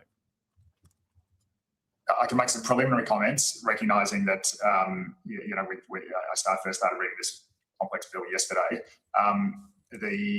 It's good that there's a review built into the bill, so you can check how this is working in practice. Existing criminal hate speech laws in Australia tend to be rarely used, and there is a range of barriers that need to be explored around why they are rarely used and why police and prosecution agencies tend to use standard summary offences and public order offences rather than specific hate crime offences. And I think the drafting of this attempts to address some of this. Following the Christchurch shooting, the New Zealand government set up a Royal Commission that had a very useful paper around hate crimes, recommended that hate crime should be addressing not only racial hatred, but also religious hatred, obviously in the context of an attack around that was driven by Islamophobia, and we support that reach of the racial hatred criminal provisions, that they should be extended beyond race to other attributes such as disability, sexual orientation, gender identity, sex, and religion, in particular when you're thinking about Islamophobia. There's an important question around the standard of whether or not you require intent, or whether recklessness is sufficient in terms of the standard of proof or the elements that need to be proved. International human rights guidance, the committee may be familiar with the Rebut Plan of Action, which was a group of UN experts looking at how to implement state parties' obligations under the ICCPR, the International Covenant on Civil and Political Rights, to prohibit certain racial and religious advocacy of national racial and religious hatred that constitutes incitement to discrimination, hostility or violence. That's an obligation on states. They said that recklessness should not be the standard. It should be intent, so it should be set at a high bar. And so I'd say that that's the right approach here. I think it's consistent with jurisdictions like Victoria with their recent criminal hate speech laws. So those are things that we can say. I know there's debate and controversy around the defence around religious teaching. That's one where we can talk about it if the committee's got specific questions, but that's obviously one of the key issues to be worked through in terms of the Parliament and this committee's consideration of the drafting of this particular offence. Sure. And look, why don't we perhaps then go to the issues of defence or protection, safeguards, if you will. Has any thought been put into what... So someone's just posted a screenshot of a reply on Facebook by the looks of it. Apparently, Pauline Hanson's Please Explain account has replied saying, I can assure you One Nation will be voting no. So I'll repost that so everyone can see it. And I'll bookmark that as well, because now that's evidence. So everyone, here we go. And I found the original posts on my phone. So I'm just going to take a screenshot off my phone. Okay, so it's an authentic post. I found it. The only problem with the reply from Pauline is that she can't actually physically vote on this bill, but she can direct her team to obviously vote no accordingly. But whether that will happen or not, who knows? That's something. We got a signal. That's good. So thanks for that comment. Who was that posted that? Because I would not have seen that. Claire, thanks to Claire. And who she replied to? Some random Trisha Taylor. Cool. All right, we got a signal. See, this is what I mean. We got a signal. This is what we needed. All right, so we've got evidence. One Nation are apparently going to vote no. We've got it on public record now. Let's pivot to the Greens. So everyone, focus on the Greens now. Go to the video on my page if you're watching on X. It's everywhere. It's on Instagram. It's on Facebook. I posted it everywhere. But now we need a signal from the Greens. That's like the most important thing now. If we can get some clarity on the Greens, we'll know whether this bill is going to pass or not. Whether it does or not is really up to them now, because we know where One Nation sits, at least publicly now on the record. And one more thing that I needed to consider. It's probably not too important, but I'll let you guys know about it later. Once we've got an answer from the Greens, hopefully, we can start sending some inquiries to the crossbench.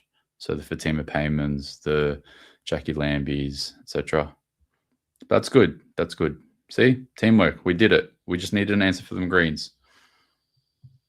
Protections need to be put in place, or safeguards, to prevent that chilling effect on proper and legitimate debate, particularly as it relates to religion or ideology, national security, immigration, or indeed foreign conflicts. Has any thought with what's been presented here been given to that? I'm happy to provide my views. My colleagues can jump in after that. Yeah, I mean, we've again, this is the drafting of that defence. I think it's modelled on New South Wales law. I note that the relevant section of the Criminal Code has a general defence around sort of activities done in good faith, like around public discussion or advocacy of around changes to laws and policies and things like that. So I'd say it's good that there are those sort of public interest good faith defences that apply to this category of offences. And one of the things that we talked about when we looked at this is whether or not that religious teaching defence is necessary, whether it's covered by those broader defences, whether you should look at those broad offences and put a religious defence in there, whether it's good faith teaching of or discussion of religion as opposed to bad faith incitement to racial hatred. So there's some of the conversations that we've had around this. But yeah, in terms of the sort of criminal standard, the requirement for intent is an appropriately high threshold. The requirement to promote or incite hatred, that draws on the language of the international conventions. And then you have the objective standard of a reasonable person of the target group, if you like, feeling intimidated or fear for their safety. Okay. Did colleagues wish to contribute to that? If I could add one thing, Senator, and that is I would certainly agree with President de Kretser around the fact that we've been considering these issues and all of those factors that need to be brought to bear in making that determination about whether the balance is right. But I think it's important to anchor that in the comments that he made earlier about we welcome attempts to address gaps in this existing law to ensure that Australia has robust and effective laws against hatred and extremism. And so our concerns or our thinking isn't so much around the core of what the law is intended to target, but it's really thinking through whether at the extremities of the language that's used, in the detail of the language that's used, there are unintended consequences. And that's analysis that is more detailed and is more difficult to reach a definitive conclusion in the short amount of time that's been available, particularly when it also then involves an assessment of how defences will interact with that. So certainly I would say when you look at something like the New South Wales laws that we introduced, there is good guidance in the fact that there is clear similarities between the provisions, but they're not precisely identical. So understanding what the differences are and if they're material is actually important in the assessment. And then looking at things like the analysis from the Bathurst Review and other reviews that have happened around similar hate speech law reforms is something that is important in terms of understanding what the practical impacts of these laws will be and making sure that we have laws that are not only principled, but that will also be effective. Noting, for example, that we do already have a range of hate speech laws and ensuring that those are used to their maximum effectiveness in addition to new laws that might be proposed is an important part of the overall conversation. Yes, and I want to get into that because and that's really the important part. It's the part that left some of us with grave concerns when asking departmental officials about how the laws might operate, because of course no one has a crystal ball. No one knows what every judicial officer is thinking when assessing a case before them. And so it is that detailed analysis that we need to get our heads around. The last set of witnesses, I believe, referred to a similar defence in Canadian legislation, if I'm not mistaken, which was or has been flagged as to be withdrawn, taken away because it's a failed exemption, this religious text exemption. So that is one indicator of success or otherwise relating to such a defence. What do we do? What can we usefully do? Because within 7 days, we're supposed to, as a parliament, have passed these laws. What can be done to ensure that freedom of speech or expression, association, is protected in what it is we have before us here?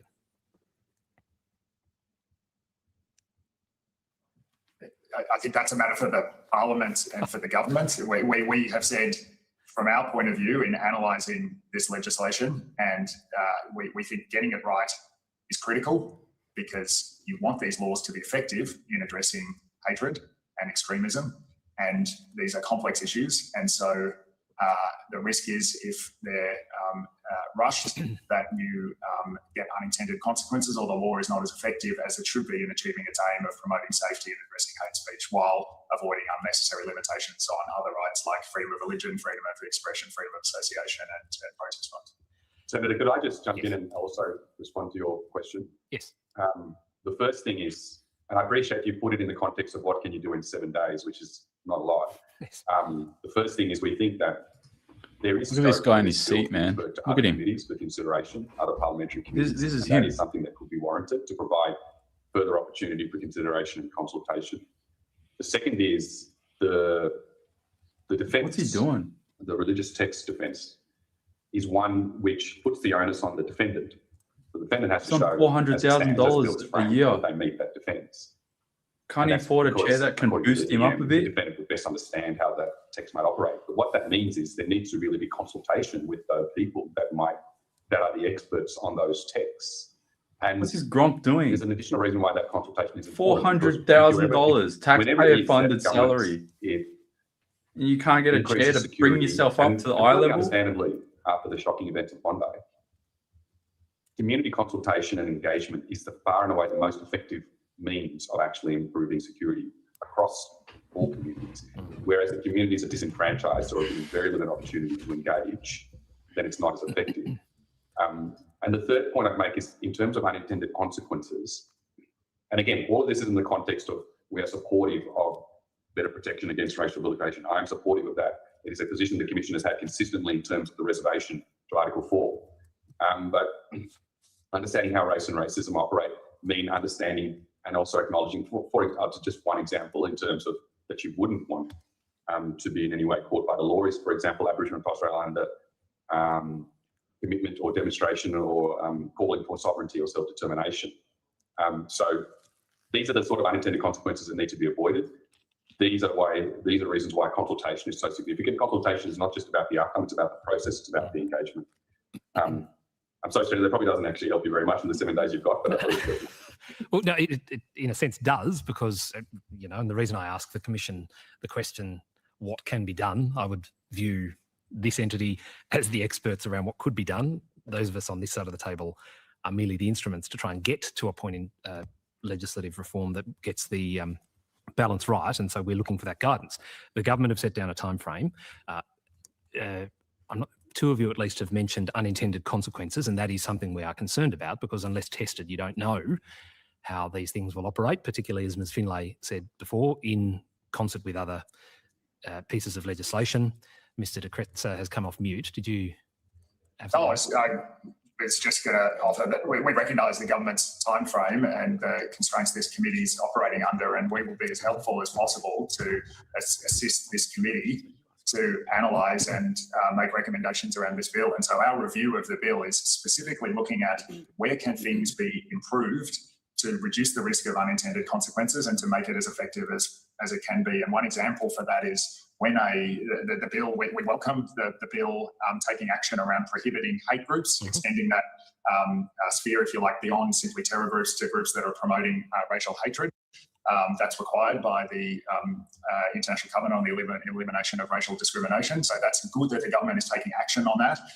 It's important, again, that you get it right in terms of not unduly infringing on freedom of association. One thing in the bill says that the minister who will make that decision doesn't need to afford procedural fairness or natural justice to the group that is potentially being prohibited. And we think that that's an important safeguard that should be inserted into the bill to make sure that. Did this fucking guy just say, and he represents the Human Rights Commission in Australia, that not having, what was it, a fair, what was the term, like a fair go is justified? International Covenant on the Elimination of Racial Discrimination. So that's good that the government is taking action on that. I can't remember the term. It's important, again, that you get it right in terms of not unduly infringing on freedom of association. One thing in the bill says that the minister who will make that decision doesn't need to afford procedural fairness. Or procedural fairness. He reckons that it's good that there's no procedural fairness in a group being listed as a hate group. You got to go, man. You got to go. Hugh de Cresta, you're gone, bro. Get the fuck out of here. Natural justice to the group that is potentially being prohibited. And we think that that's an important safeguard that should be inserted into the bill to make sure that, to avoid wrong decisions. We think that the threshold... What do you mean he says that he doesn't think it's good? By the International Covenant on the Elimination of Racial Discrimination. So that's good that the government is taking action on that. It's important, again, that you get it right in terms of not unduly infringing on freedom of association. One thing in the bill says that the minister who will make that decision doesn't need to afford procedural fairness or natural justice to the group that is potentially being prohibited. And we think that that's an important safeguard that should be inserted into the bill to make sure that, to avoid wrong decisions. We think that the threshold for the lowest threshold for the report from the Director General to the Minister is very low and could be strengthened. So our submission, which will come to this committee tomorrow, will suggest those amendments to try and improve the effectiveness of the bill, because we recognise the time frame, and so we are being practical in looking at this and saying we want to make this bill, if it's going to be passed, as good as possible. And so that's the role we're playing. He said he supports it, right? He said he supports it.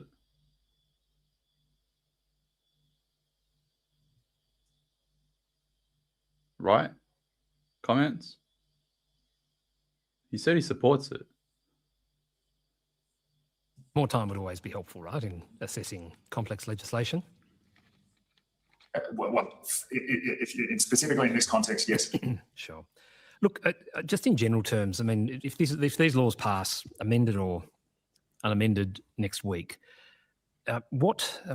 you'll have community leaders, you'll have speakers, you'll have religious leaders, you'll have journalists wondering where the line is. I mean, how do you think they can go about their business in whatever forum they operate without falling foul of the law and not having to seek legal advice? I mean, because there is a complexity to this intersection between the freedoms that we want to afford people, but the protections we want to give others. How do we? You really got to focus on the language that these people use. How do I do that again? The freedoms that we afford people? What? We have to ask you for it? Again, this is the Liberal senator that said that the Liberal Party is not going to stand in the way of the passage of this bill. Listen to this gronk.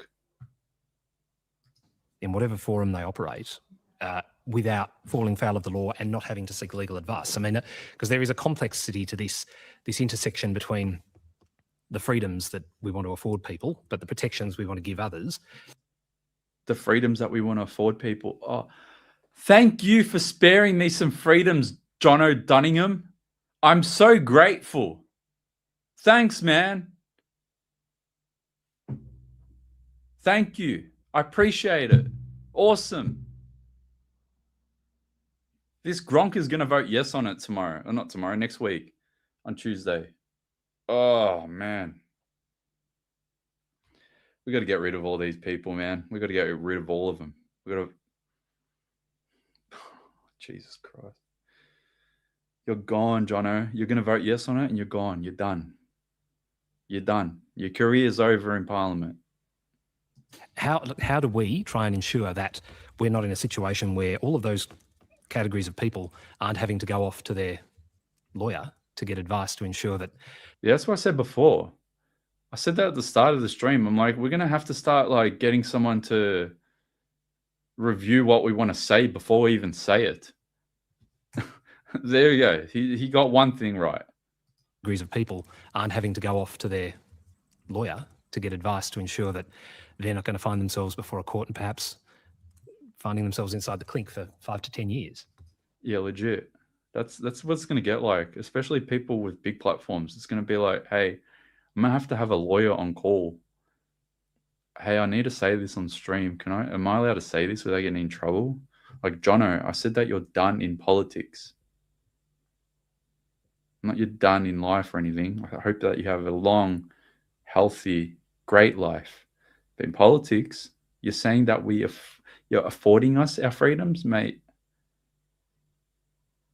I don't like that shit. You're done in politics. But yeah, we're all going to have lawyers on call at some point and be like, hey, am I allowed to say this or am I getting in trouble? Again, with that, sorry. Sure.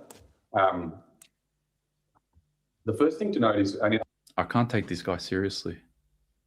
I mean, I can only speak. I'll preface this by saying the only provisions that I've reviewed in depth are the racial vilification provisions in the time that we've had. So my comments are limited to those provisions. Sure.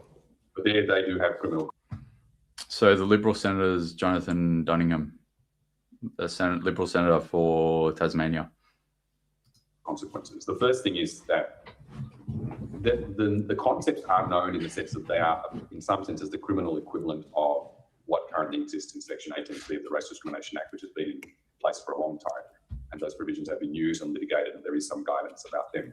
I appreciate they're not the same, but they have some similarity there. The second is that the community will only know, well, community to some extent, that is part of the purpose of engagement with community, to help them understand how the laws might operate. In some senses, it is not going to be that complicated in terms of if you're if you're advocating for violence, you should be aware that you're advocating for violence, and that's wrong. Yeah. I don't think. I don't think there'll be in the hard and fast examples that the concerns or questions are raised. I think there will be tests in courts where there will be interpretation in question around what was said, what was meant, was intent there. That's, I guess, what we're getting at, but I take your point. And to some extent, there is, I think, a capacity for the Commission to assist. We do provide guidance as it stands now in terms of Section 18C and the protections against racial vilification. And we may be able to assist in terms of providing guidance on these provisions should they be passed, and including drawing on research and reports that have been produced overseas. So I think there is scope to educate, to engage, and to help. There will still obviously be areas that are unclear and that will end up being tested. I think that's also somewhat inevitable. But if we're given the opportunity to, for example, produce resources and to assist, that's certainly something that we would take up. Maybe my colleagues want to add anything to what I've just said. I have one observation, Senator, just based on the existing laws that are in place. They're not specifically relating to this new proposed Commonwealth law, but one of the challenges in assessing what law reform is needed in that it isn't always clear what the thresholds are for the existing law in terms of the enforcement of those laws. So understanding why police do or don't decide to charge, or why prosecutors do or don't decide to proceed with decisions. Yes. One of the real challenges in assessing the current legal landscape has been understanding where those lines have been drawn, not just on the face of the legislation, but in practice. Yes. And that's something that I think does need to be considered in terms of assessing where the gaps are. Yes, all of which we need to do in less than 7 days to get it right for the Australian people. Just back to the religious text defence, has the Commission given any consideration to how that might be used or how effective it might be, whether it's necessary or not? The previous witnesses, in particular the Executive Council of Australian Jewry, were saying, in effect, that it could be weaponised, it needs to go. Does the Commission have a view on that element of the proposed bill? I'm happy to speak to this, Senator. And this is an issue that we've considered. Firstly, I don't think we have a definitive view because it requires consultation with the affected stakeholders. That is the religious organisations that might be relying upon texts. The second thing is that text in itself is a term that how that might operate, particularly with religions that don't have central texts, is a bit unclear. The third is, that being said, it does appear to be narrow in its scope, and in a sense what it is trying to do is a balancing of rights, balancing of the right to religion and religious practice against the right to be free from intimidation, harassment or violence. So we have, our position is that as it stands, based on the limited capacity to digest and consult, that the defence, if narrowly put, is a defence that can still maintain that balancing of rights. But we also see that there will be potential difficulties in terms of interpreting and applying the defence, and that's something I suppose that, and we weren't in the short time that we had able to find overseas guidance on it. I don't think, unless either of my colleagues did, but I don't think in the last 24 hours we've been able to do that. So I'm not sure if Commissioner Finlay, you want to add to what I've said? Not specifically, no. Yeah, and so sorry, go on, Mr. No, I just had the Christchurch Royal Commission didn't look at this specific issue of this type of defence, but it looked at whether you put a defence into, and they were looking particularly at the criminal prohibition on religious hate speech. And their view was if you set the threshold for criminality high enough, you don't need the defence. If that makes sense. Yes. So there's different options to address this. Good faith quoting from a religious text, no one wants to prohibit that. So you could look at the general defence in, I think it's section 80.3 of the criminal code that covers all of these offences, and put in a good faith religious discussion or religious teaching defence there. This obviously came up in the civil context in the case of Wertheim and Haddad, Peter Wertheim from ECOJ, yes, the case against Wissam Haddad, and the court gave very helpful guidance around the fact that racial vilification by that particular preacher was not protected, it wasn't in good faith, and it wasn't a teaching of a proper interpretation of the religious teaching of Islam.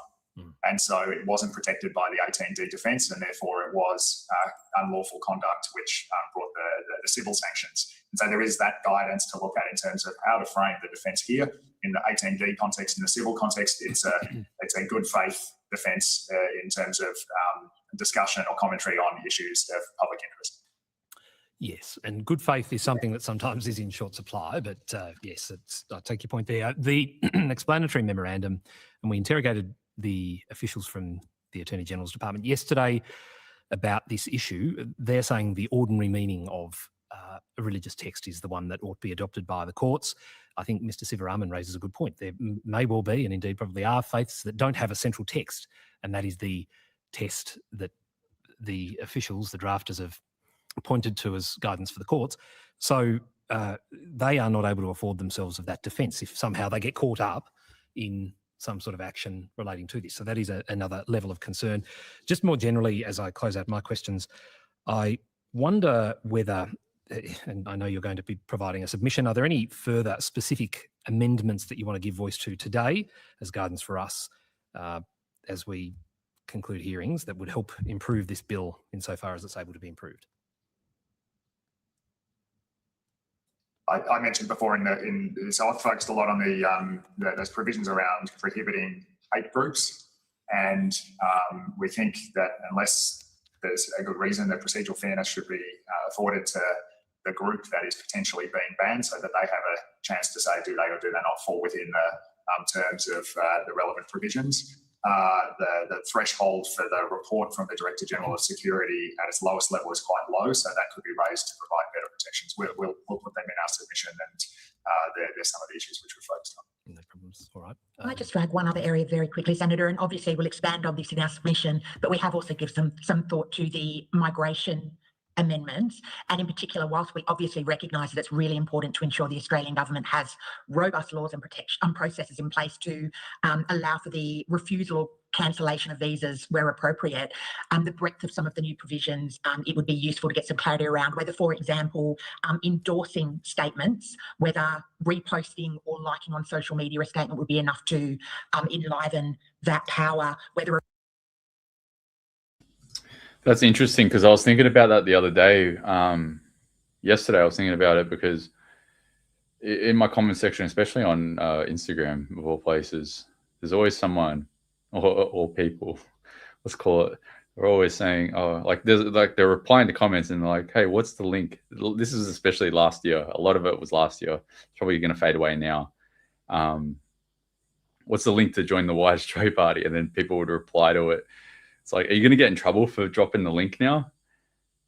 Or are you going to, like, am I going to get in trouble because someone's replied with the link to White Australia on in my comment section? That shit's going to be interesting to see how they're going to start blaming and making association links and shit like that. I was thinking about that yesterday. I'm like, oh fuck, I did it again. I was thinking about that yesterday. I'm like, how are they gonna rule on that shit? We're all going in trouble for that. Like, that's why Antic has his comment section off. Everyone always complains about that. Antic, I think, addressed this a while ago now, like 2 years ago now. He said that we can get in trouble for having certain comments that are defamatory, and I don't want to get in trouble for that. But yeah, it looks like this shit's going to happen to us now. I'll go back to what she was saying. And in particular, whilst we obviously recognise that it's really important to ensure the Australian government has robust laws and protection processes in place to allow for the refusal or cancellation of visas where appropriate, the breadth of some of the new provisions, it would be useful to get some clarity around whether, for example, endorsing statements, whether reposting or liking on social media a statement would be enough to enliven that power, whether a risk of harm, whether there's a minimum threshold there. We'll go into some further detail in our submission about some of our queries around that. But in addition, the question of whether, as well as the new powers, the lowering of the threshold in relation to existing powers, so for example, the substitution of might for would, whether that is something that is necessary and would make a material difference. We would like to see some further clarity around what some of those changes actually mean in practice.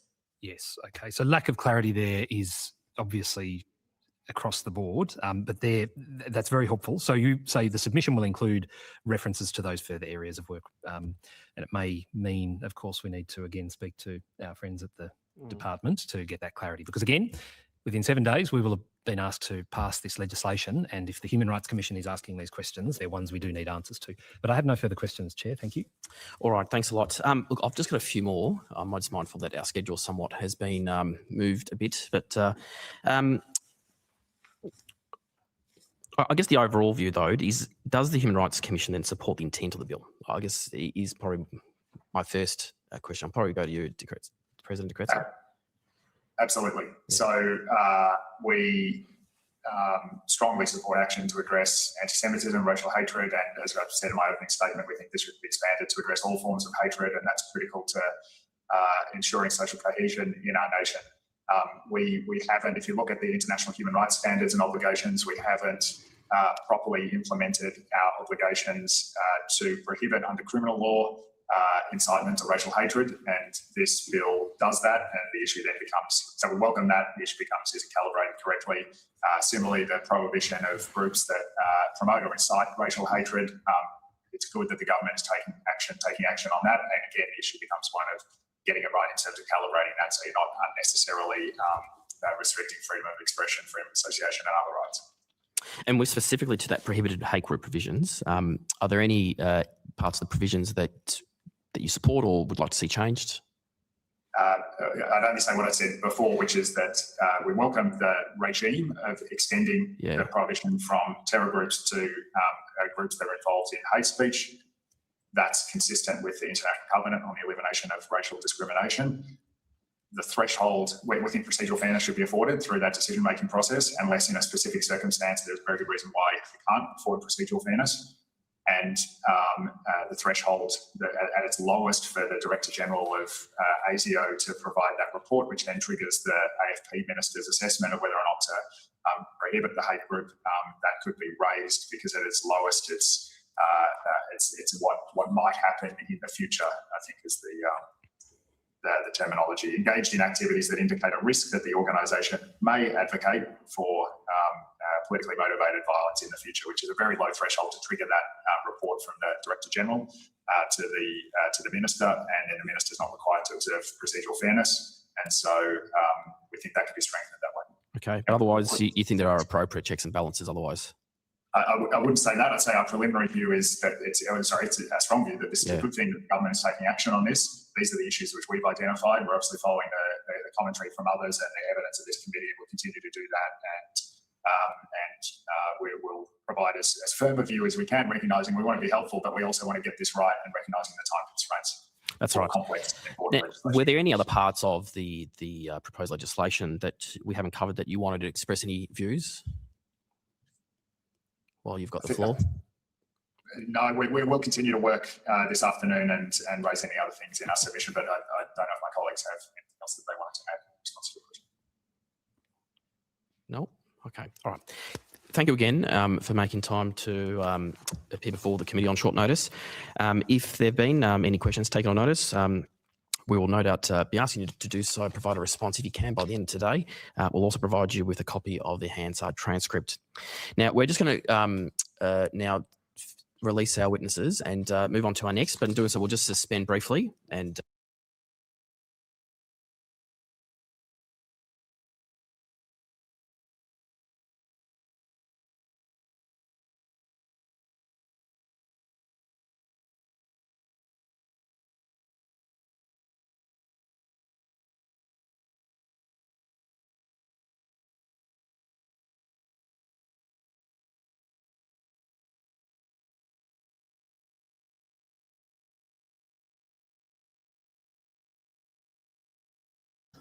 Okay, sorry. All right, so Pauline Hanson's put out a statement. One Nation to oppose Labor's rushed hate bill. Let me give it a repost.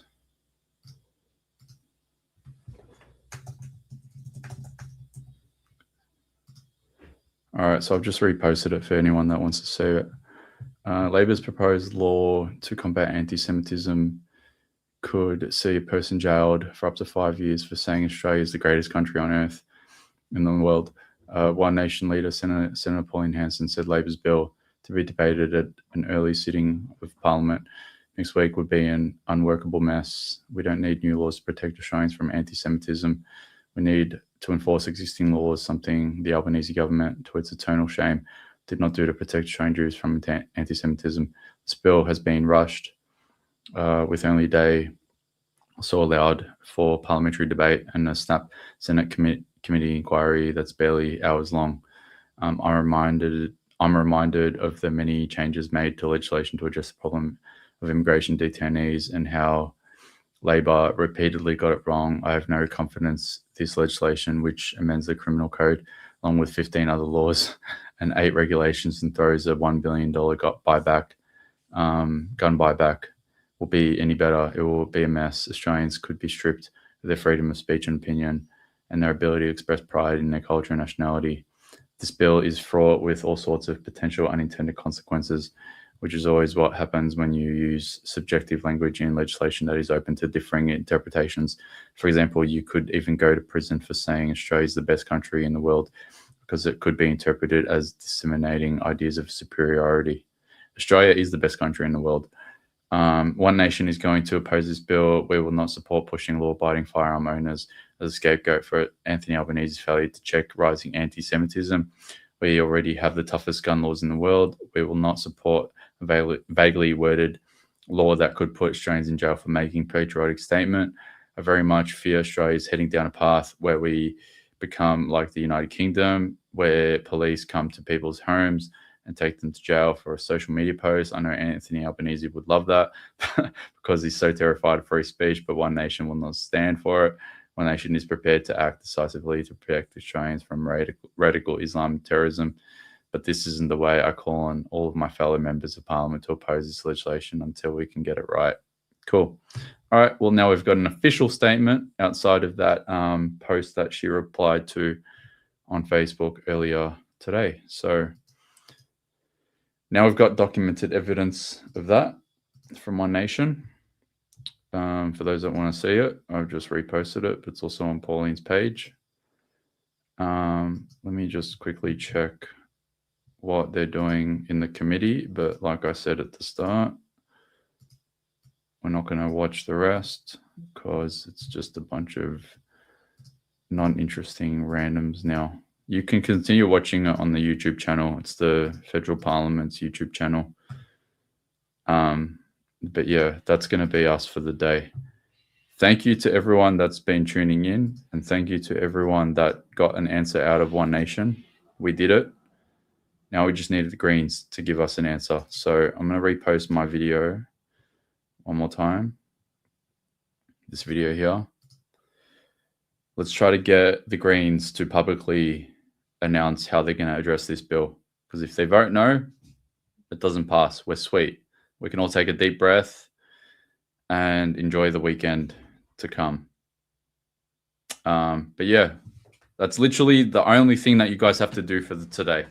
So thank you to everyone that watched. Thank you to everyone that commented and forced a reply out of One Nation. We did it. And yeah, let's get a response out of the Greens because that's now the most important thing that we do now. If we can get the Greens to publicly announce that they're going to be voting against it, or if we can get them to say that we are concerned about certain things, if there's some sort of signal where they're against it, that's a good thing. But yeah, I just reposted that video.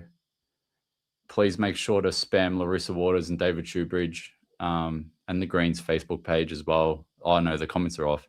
They got an Instagram page. The comments are on Instagram. But yeah, please just smash them in the comments on their social media channels. Larissa Waters, David Shoebridge, and the Greens. Let's try to get a response out of the Greens today because every other major party, major, minor, all parties except for the Greens have addressed this. So we need to get an answer from them now. And we deserve it. So let's do that. That's literally the only thing you have to do today. If we can do that, then we're sweet. We'll know whether this bill is going to pass or not. So thank you to everyone that tuned in. Thank you to everyone that got around the stream. We just need an answer from the Greens and we're good. But yeah, thank you so much. I'm done. If you wanna watch the broadcast, it's on the Federal Parliament's channel, but I can't envisage that there'll be much coming out of it that's interesting outside of maybe at 4:15 p.m. where there's a imam talking, so that might be interesting. But yeah, if you want to watch the rest of it, enjoy. I'll be watching it or listening to it in my ear while I'm doing other things. But yeah, please, let's just try to get a response from the Greens. That's the only thing that we need to do now. We accomplished something today. Well done, guys. Thank you so much. All right, bye-bye. I'm done. I need a coffee.